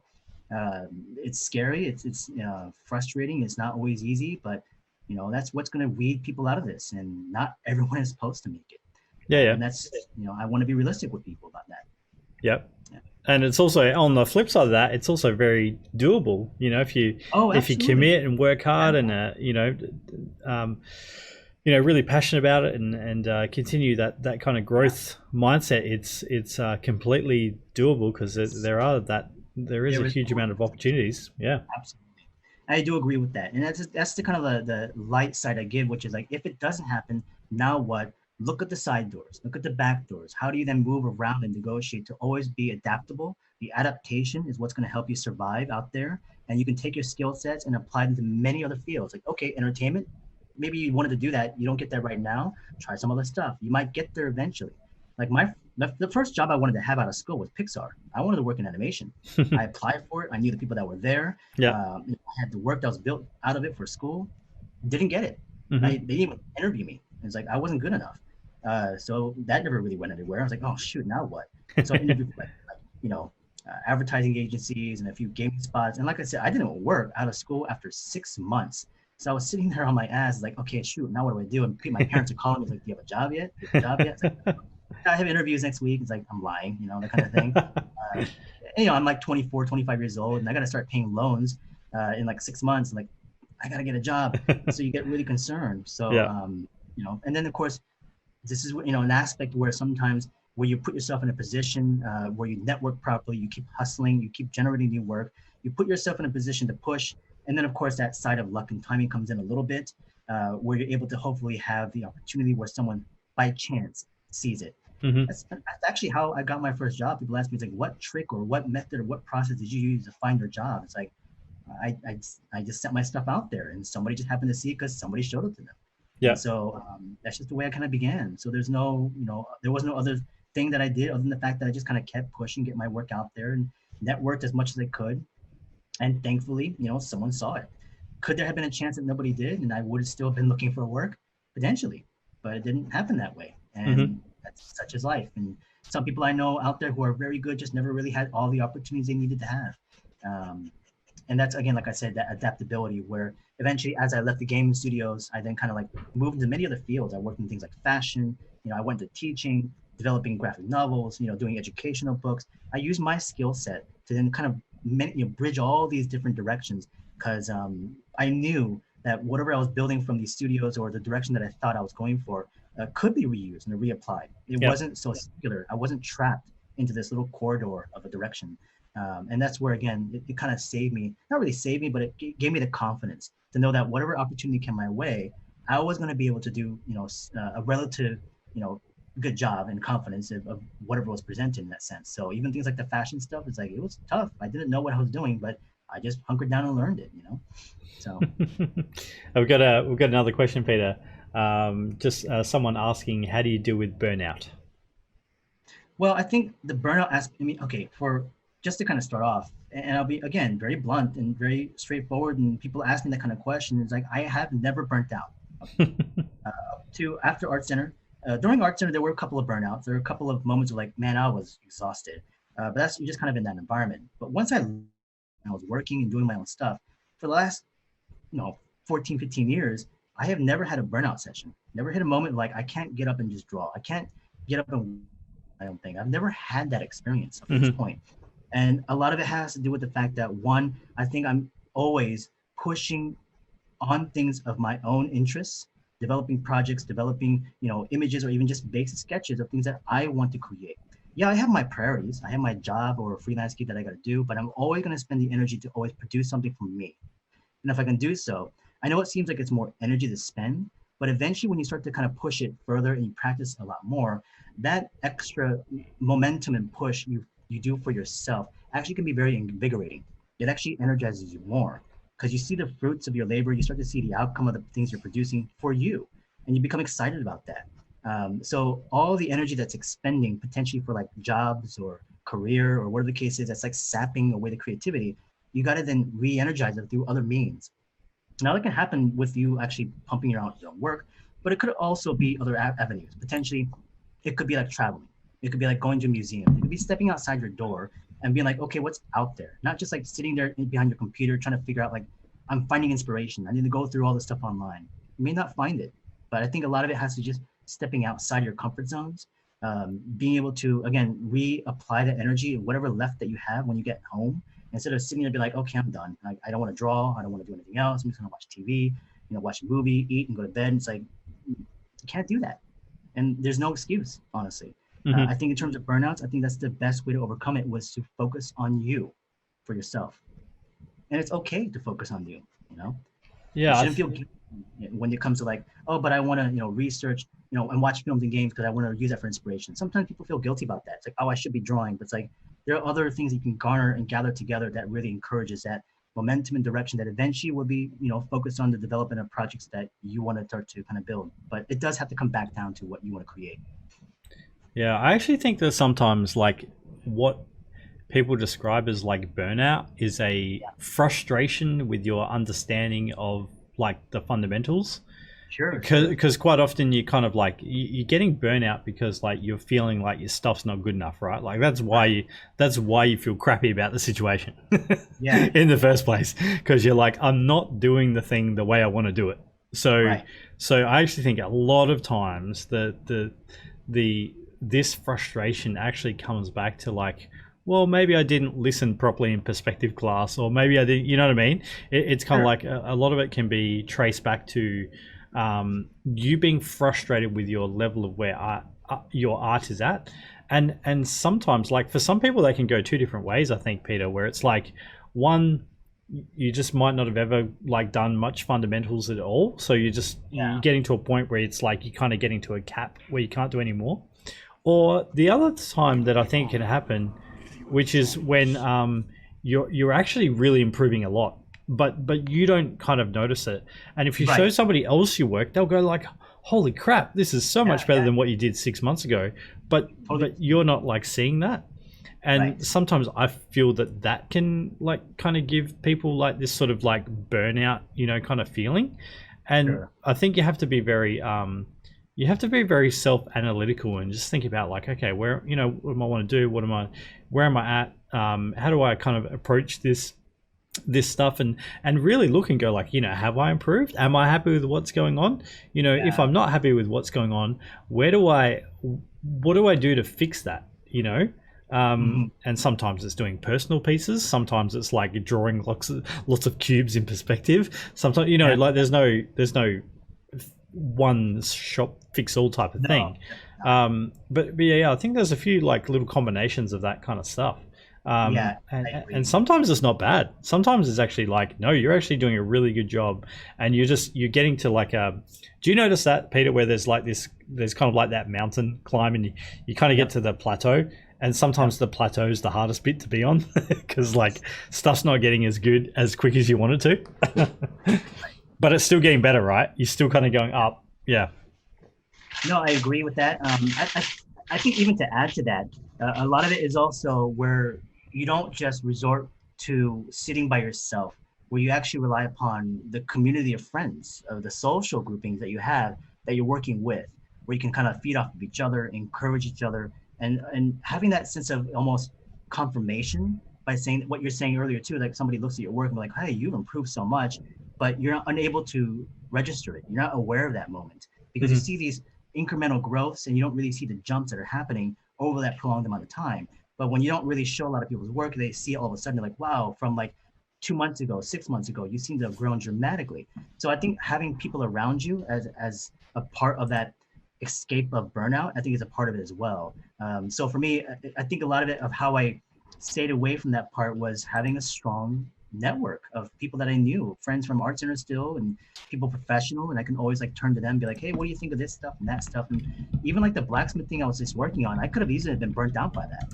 But I think having people there to kind of encourage by saying, keep going, it's a great idea. It's like, yeah, it's gonna be hard. It sucks. You might not do very well, but I think you should, definitely capitalize on it. It seems to be a very, very positive thing. So that encouraged me to keep going in a lot of ways. So I think people is a huge part of it. Mm-hmm. Yep. Yep. I even noticed that so some of you guys might be like, oh, I'm not as good as other people, or whatever the case may be. But I even noticed that kind of stuff in really quite talented people Yeah. and students, where like sometimes what will happen is like they'll be really good at drawing like cars or something, or they'll be really good at drawing people, but if they go outside of their comfort zone, they actually Yeah. have like a really big struggle to like, Yeah. because they do something and it's not as good as what they're accustomed to, and Right. even that can be a really big problem in itself as well. So you've got to Sure. yeah, just like always be creating, always be like working on that kind of self analytical side of things, so you can work out your strengths and weaknesses and recognize when things, kind of like what you were saying really earlier, Peter, about the sketchbook, when like people focus on the negative, right? But Yeah. if you Yeah. focus on the positive, it really does help with that kind of like It does. the viewpoint that you're coming from, and what you're trying to achieve. And the thing about this is that everything we're talking about, it is very easy to say, and it's not easy to do. Correct. Uh, Yep. it takes time, and you do have, like we talked about earlier, that patience part of it, this discipline part of it is important. You got to stick it out.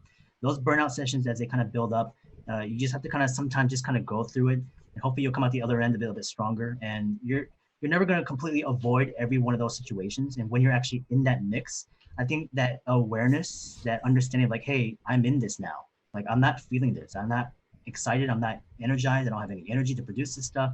You got to be able to register it. But then I think once that awareness is being built up, you now go into the mode of like problem solve. Like, now what do I do though? How do I get out of this? You know? So you resort to certain practices or classes or people or inspirations or traveling that hopefully will get you out of that funk.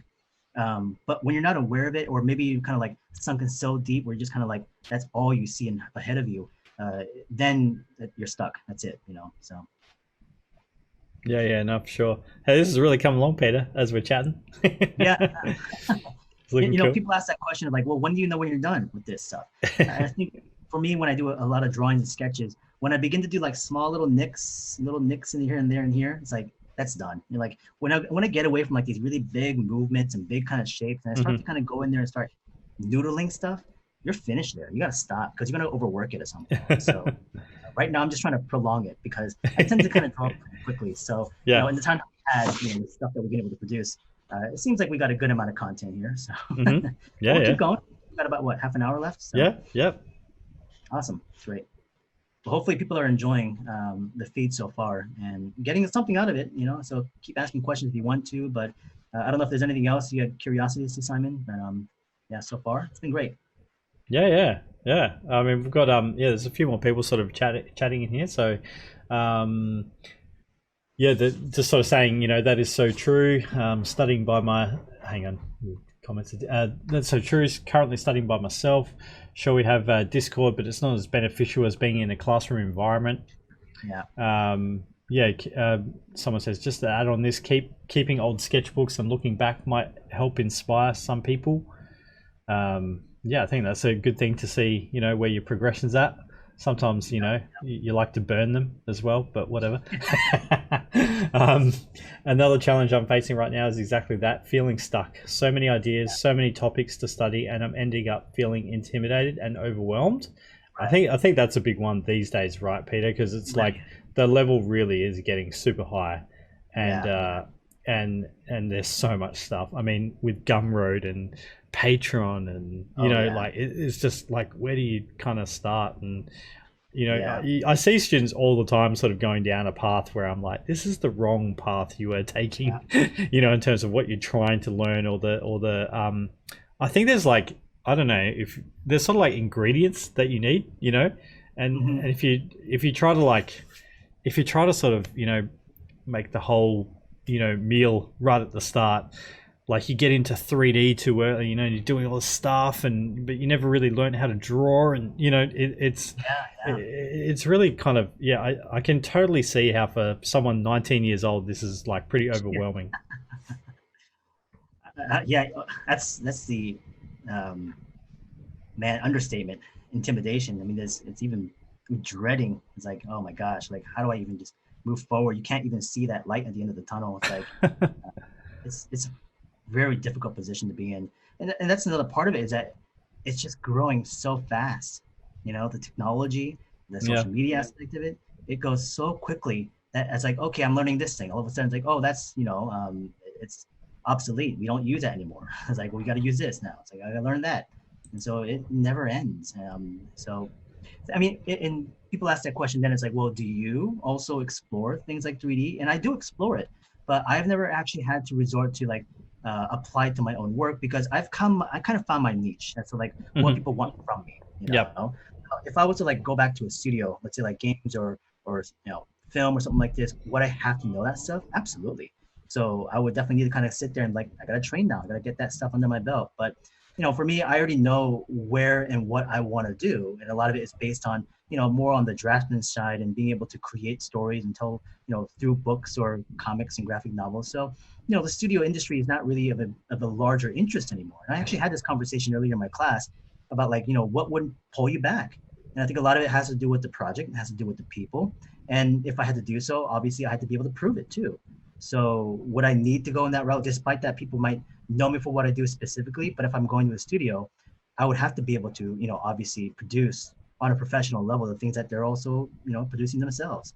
So yeah, I mean that's the way it would work for me. But that's why I'm already kind of been going long enough that I know what I want. So. Mm-hmm. I like this, Peter. You're like, I was kind of done with that drawing, so let's just add some more. That's cool. I like it. That was a good solution, Peter. Good. Yeah, we got a few more questions and people saying they're really enjoying it, Peter. So that's great. Here's a good one. At what point do you determine when you are ready to start applying for work, especially for those people who never think their work is good enough? Oh yeah, that's a common question. Here's the thing: you never know.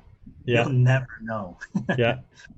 So then what do you do in that situation? It's like, Mm-hmm. I think a lot of it has to do with one, again, that self-awareness and being aware of the competition that is out there. And despite feeling still inadequate and like, oh, my work is not good enough, but still having, the feedback of other people, resorting to your own awareness and looking at your pieces and saying that if I look at mine and the stuff that's out there, does it just compete? If it doesn't, then it's not ready yet. It's just simple as that. And your work has to be able to compete. There's no excuse for that. It's not like you can be just good enough and you'll find a job. It's like, no, you have to be good at what you do. Mm-hmm. Studios want to hire the best that they can find. Yeah. So that's just the way it comes down to it. So again, like I said, when you start to go to classes or you go to like, certain social media platforms, you don't want to compare yourself to somebody that's like 20 years ahead of you. I mean, that's not exactly what you want to do. Mm-hmm. You want to see from lateral, next to you, like what's happening around you. If you're able to compete in that sense, and these people are also finding work, you're like, hey, that person found a job, and I kind of found like we're on the same kind of momentum and direction. I feel like maybe then I can start applying as well too. So I think when you look next to you, next to your shoulder, this is why going to schools and being in a physical location has so much importance, because you're in brothers and sisters in arms. You're going through this school, a platform which is difficult, and you're transitioning in life, you're growing and maturing, and you go through it together.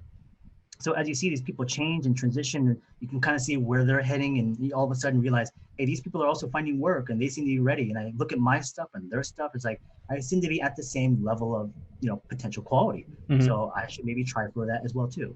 So it's like the idea of like in the big migrations in Africa, and in Kenya, and you have the wildebeest and zebras in October. They transition over the rivers into Tanzania, and they get up to that river and they're all just waiting there. And they'll wait there for days. And there's like crocodiles in the river and stuff like that. They don't know if they're ready or not to go, but then all of a sudden, one of them just jumps in, and everyone else just starts to follow. So he's like, okay, that's it. We're just going. Yeah. Yeah, I've got a bit of here's my little weird take on this situation, guys. So my take is that all of you, whoever's watching the stream, you should think about your 3 favorite places that you would like to work out, right? Sure. And you should just send them an email right now with 3 pieces of your work. Everyone just do it, right? Yeah. And you think about this. What's the worst thing that they could say? And do you know what every student says to me, Peter? They say the worst thing they could say is no. And I'm like, you are so far incorrect on that. The worst thing they can say is yes. Because if they say yes, your entire life is turned upside down. So let's imagine that you're from Australia and you apply for a job at Blizzard and they say, yes, we want you to have it. We want to employ you and we're going to give you a job. Your entire life is going to get flipped upside down on its head, right? So the best thing they can say is no, because you just continue on as you are, right? The worst thing they can say is actually yes. So I tell students, I actually, in third year, we always do this little trick and I freak all the students out because I'm like, in this class, I want you to apply for, 3 jobs at your most favorite, companies that you want to work at. And they're all like, what? And I'm like, what? What does it matter? They're probably going to say no. So who cares? Oh, man. I like that. That's great. Yeah, so that's a bit of a funny one because no, that's really good actually. It makes total sense. It's like, right. I don't know. To me, it's the other way around. But we have that. I mean, we all have that sense of anxiety when we go to show people our work and apply for jobs, and everybody. For people in the stream, like industry people, have that just as much as students and things. It's just more that after a while you become a bit more sought after and things, and your work speaks for itself a bit more, so you kind of know the place where you sit within the industry, and those things just get a little bit simpler. But certainly for you guys, you can just go for it. What's going to happen? They delete the email, they never get back to you. Who cares? Exactly. Yeah. It's even similar to, when you're in a social situation, like when you're live at like an event or a convention and stuff like that, and you have actual artists in front of your companies, and it's like, what's the worst that can happen if you just approach them and talk to them, like ask them a question? It's like, Hmm. hey, my name is this, and I came from here, and it's like, I love what you do, and just to be able to reach out and just treat them as people and have a conversation about stuff. But I think for most students, their main concern is, I don't want to bother them. Yeah. It's like, I don't want to interrupt what they're doing. I don't want to, I feel like I'm in a lower position. But Hmm. it's like, you can't think that way. It's like, Hmm. as soon as you think that, that's it. There's no chance of anything happening. And you have to go in there with that sense of not really confidence, but hopefully this encouragement of the idea that there's something of a chance that can happen based on even just a talk. Like maybe they can give me advice, maybe they can give me a thought based on something I'm going for, Yeah. or something more so. Hmm. So I think always taking an opportunity, like even what you're saying right now, just apply for a job. Like that's just an opportunity. Who knows what will happen? Hmm. You need that feedback. You need something, even if it is no or yes, something that gives you information like, okay, I'm either not ready, or hey, all of a sudden I'm in that position now. So yeah, I think even those events kind of are applied the same way. Yeah, but so a question is, but don't you burn your name if you apply too early, too often? No, I don't think so. Yeah, I don't. I don't think so either. I don't think people No, a record. They're not going to put your no, face up on the dartboard. Just you are never to apply here ever again. I mean, obviously, yeah, you don't want to be a pest. There's of definitely some. course. I know some serial pests. I'm sure, Yeah, but but most people aren't like that. So no, just there's every now and then you consequences. reach out and yeah, yeah, Exactly. I think, I mean, I've heard of blacklists and stuff like that, but it's not for like entry people. It's yeah, like yeah. if you make a mistake in the industry, do something, it's like, okay, you might be blacklisted. But as a student, like applying for work, I don't think you have to worry about that at all. So Yeah. yeah, so I think you're fine. Interesting question though. Yeah, we got Planet of the Apes now, all riding horses. How many I hor- had How many not what's horses that? have you drawn before, Peter? Horses to me were some of the hardest things to draw ever. Yeah. When I was younger, I could not figure out how to draw horses. And this is back when I first started Art Center. I was 21 years old, and the very first class that we took was kind of this weird experimentational illustration class where we would draw figures in the actual classroom, but then we would get like these weird projects outside. And I actually focused on like an entertainment project, and the instructor was like, "Yeah, go for it." And he actually didn't really give me any lesson plans or any kind of like advice. Yeah. He would just like look at some of the stuff and like, okay, keep going. And so I kind of had to like problem solve everything on my own. And what I wanted to do was I had designed this character who was riding a horse. But I really, I realized very early on is like, I don't know how to draw this horse, and this guy is not going to teach me how to draw a horse. So what I did was I spent the entire term and I grabbed the book from the library on horse anatomy and I sculpted the entire damn thing with Sculpey. And I'd never sculpted before. So I was like, okay, I'm going to problem solve this. And okay, I know people use like armature wire, and I know they use Sculpey. And I just sat there for 14 weeks and sculpted an entire horse from the muscle anatomy to the surface of the skin. And I also then sculpted the character and put him on top of it, everything. I was 21 and it's like, oh man, it was so much work. But the funny thing was, after spending that long a period just studying horse anatomy, when I came to a class like this one of dynamic sketching, I realized even then, it's like, I still don't know how to draw a horse. Even though I spent so much time trying to practice all that specific information of anatomy, I realized I didn't retain any of the information. Hmm. So it was a different kind of learning that I was doing. And I think the class that I took with Norm of dynamic sketching made me realize very early on that it wasn't about that anatomy first. It was about me understanding how to build it with the proportion and the shapes, the construction of all those things. And we plug in the anatomy of the bones and the muscles on top of that stuff. So when I realized that, it became a lot easier because I was focusing on less of the specifics and more of the broad term of the big primitive forms. And so I can retain it, I can then reuse it, I can then start to turn things around and readapt them into other animals that are similar too. So Hmm. yeah, that's what really helped a lot. But horses were damn hard.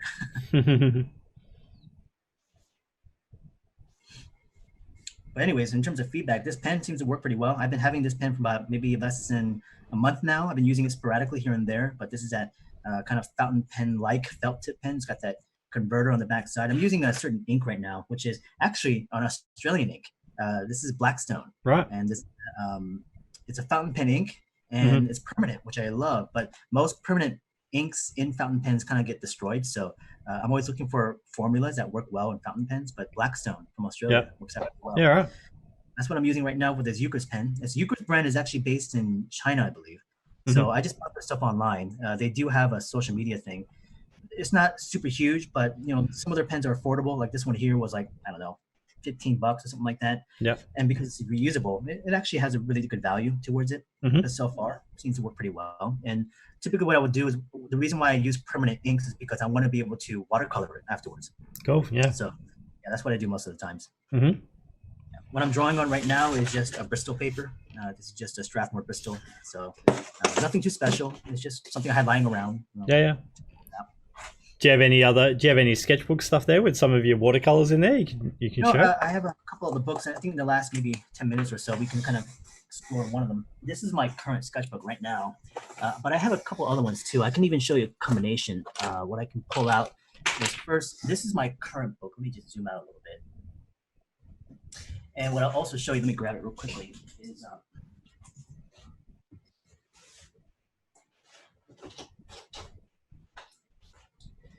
these books here. So these two books have a difference in age. I don't know exactly. This is what, 2000 and I think 2003 maybe. Mm-hmm. Let me see. There should be some dates in this somewhere. Not. But yeah, I believe this one is 2004. So this is my current sketchbook, and this is a book that I actually used during the time when I was in school, when I was at Art Center and dynamic sketching. So these are the sketches that I produced when I was about 22, 23 years old. So we were doing sketches and drawings of like vehicles and cars, and this is me going through the class. And so, like drawing with the watercolor stuff, creating characters and, funny little things. And a lot of this stuff was not a part of the lesson plan or homework. It was just me drawing on top of actually taking the class. Yeah. So as I would do the homework, I would always take it upon myself to just draw more because I wanted to. It was just fun to go for it. Some of the stuff obviously connects to maybe some of the subject matter that we drew in class, but beyond that, it was also just me because I just want to keep creating.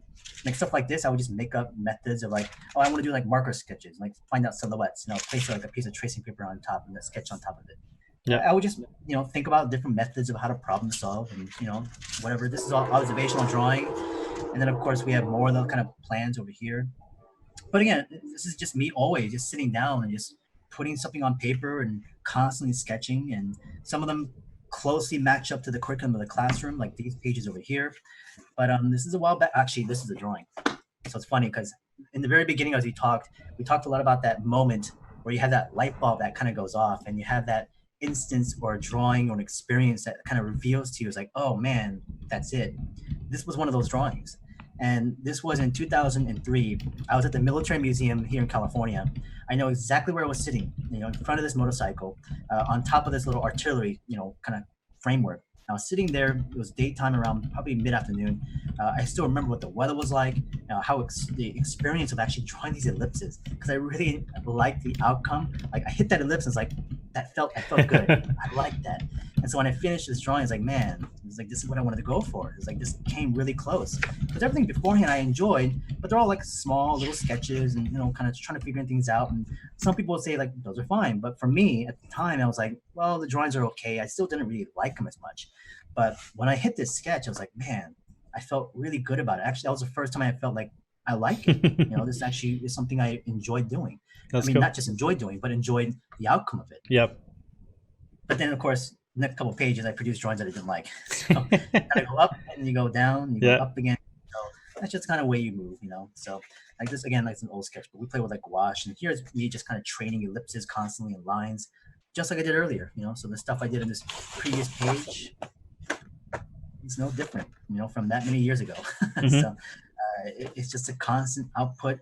And so, yeah, this is stuff when I was a student, producing the drawings. And from now, like this current sketches I'm doing currently, this is my current book. And zoom out again a little bit. And this is the kind of stuff I'm interested in producing at the moment. So I'm still doing things like animal drawings from observation. These are just from references to vehicles, and I'll play with different materials. Observation studies here. I was going to like Sequoia National Park in California early in the year. Nice, yeah. Really snowy. And then, again, just more studies and stuff like that. I was in Africa last October, so I was doing a lot of exploration and studies of animals. And here's some of the watercolor stuff I would do. But yeah, again, this particular book is different because it's about the singular image where this actually is not even a sketch anymore. It's actually more of a drawing. Mm-hmm. To me, there's actually a differentiation between a drawing and a sketch, because for me, the drawing is the outcome of the final product that you're trying to either sell or you're trying to use for a certain marketable piece, or it's again something of the finish that you're trying to shoot for. Where a sketch to me is a study. It's something you're trying to understand something, so you Yep. explore or you keep, and it can be tight. A sketch can be tighter, it can be looser. It's not the size or the scale. It's about the intention of what you're trying to gain out of it. So a sketch is again based on you trying to figure something out, where the drawing is that you're pursuing through sketches to have an outcome that will have the final say towards whatever you're trying to produce. So this particular book is a combination where some of them are sketches but singular, and people are like, that's such a finished piece, but it's like, it's not about finish or looseness or tightness or whatever. It's the intention I'm trying to go for. So some of them feel more directed to like me trying to figure out that one shot. Others are me just trying to understand a concept of something. Maybe it could be about a pose, it could be about a camera shot, it could be about I don't know, it could be anything from lighting to line work. And other ones are just like, I need that single image, and so I have a very direct thought as to what each piece I'm going to create has a focus to.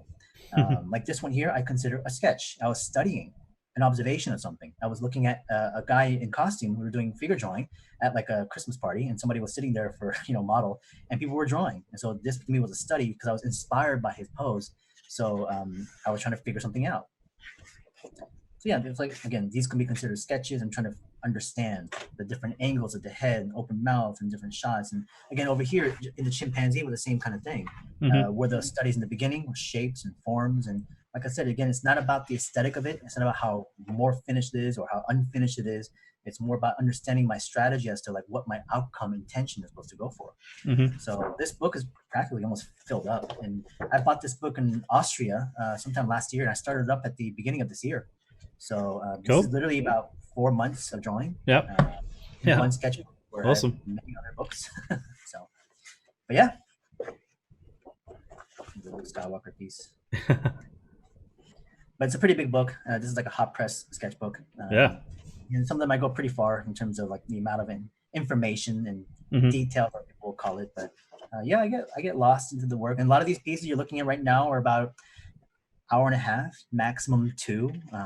And like even like the one we did today was about an hour piece. So a lot of these pages I'm doing right now are maximum 2 hours that I'm going for. So I'm quite brisk in terms of just going through them. So again, these are studies. I would actually do a lot of master copies too. And students would say like, do you still do master copies? Like, yeah, you should.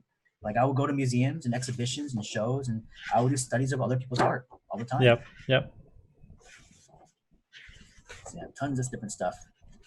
Back and forth, playing materials. And sometimes I get an idea, I get in a character, I get a story or a world, and I latch on it, and I can continue to expand on that if I want to. But yeah. And of course, it's even based on mood in the very moment. It's like, I kind of feel like I want to draw this, but it's like, maybe I should be working on that. But I always kind of come back to kind of scratching that itch. It's like, I want to come back to making sure I, kind of satisfy myself and having fun with something, and then really kind of pushing hard on other stuff I need to. So yeah, these are pretty fun. Anyways, but I hope this kind of gave you guys out there that are listening in a little bit of inspiration, a little bit of direction on things, advice on whatever stuff. Hopefully your guys' pursuits and, whatever ventures you're focusing on, whether you're working with CDW or not, that you guys will have, those good opportunities and the right people around you, as I said earlier. But yeah, hopefully you guys enjoy the entirety of the process, and hopefully you guys will enjoy more streams from Simon and CDW as well. So. Yeah, it's been fantastic. Thanks for sharing all this stuff, Peter. Like, yeah, fantastic to see. And yeah, the sketchbook stuff's looking really cool. And yeah, I think just even the way you started, just with the kind of dynamic sketching, really simple stuff, and then it built into that, more finished kind of sketch and drawing. It's really cool. Yeah. Absolutely. And I typically do like just my own live streams on Twitch, usually once a week or so. And I'll just kind of do the same. I'm just drawing, I'm just talking, people ask questions, and I just give advice. So I try to be consistent. It's a little bit hard right now with the amount of work, but I'll try to be on usually like on a Thursday or something like that. So yeah, if people want to join. Yeah, so check it out, guys. For more cool stuff to check out online. There's one last question. A lot of these drawings are a lot of these drawings off the top of your head, or do you look at reference? So obviously the ones that are fantasy based or certain characters, it's just me going straight in there. So no underlay, I just go straight pen. But there are some things that are observation. So this is a pronghorn, and I drew that from a stuffed mount that I saw at my friend's house up in Utah when I was there up there last week. Most of this stuff is again inspired by some things, but I just created out of the top of my head, out of the top of my head, but it's inspired by like movies or certain creatures or animals, vehicles that I like. But do I pull up a reference? I did today. I use a chimpanzee to study it, but I don't need to always. And I like to draw stuff straight out of my head as well too. But again, I'm not going to refrain from using references and using photographs and going on location, taking my own photographs. But like I said, even like these kind of characters, yeah, they're just right at the top of my head. So. But this is definitely a culmination of years of things I've absorbed through watching certain movies and animations and games and comics and tons of inspiration. And really, you can't create out of nothing. And you really have to get out there and expose yourself to a lot of experience, not just like sitting and watching movies and playing games, but getting out and living life a little bit.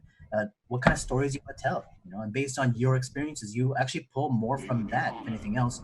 And how you connect to the audience. So living life, getting out there, and not just kind of being a hermit is something to consider. Like I was a very introverted individual as a student, so I didn't like going outside and talking to people, but I realized there were things I was missing. Not to say that being introvert was a weak thing or a bad thing. It's just that I knew that I had to take advantage of both sides, especially if I wanted to get out there and teach or to build on my own projects. I had to understand that being introverted, I can focus, but then also being extroverted, I can also get out there and expose myself and live life a little bit too. So that's a huge aspect of how I'm able to pull. Yeah, awesome. No, it's been fantastic. So, I think we're basically bang on time. We'll wrap it up now, and I hope you guys have enjoyed the stream, and thanks so much for coming on, Peter, and hopefully, I don't know, in a few months or whatever, we can do it again, catch up again, and I'm definitely down for that. See how you're going. So, awesome. All right, we'll thank you, and definitely see you next time. Okay. All right. Bye, guys.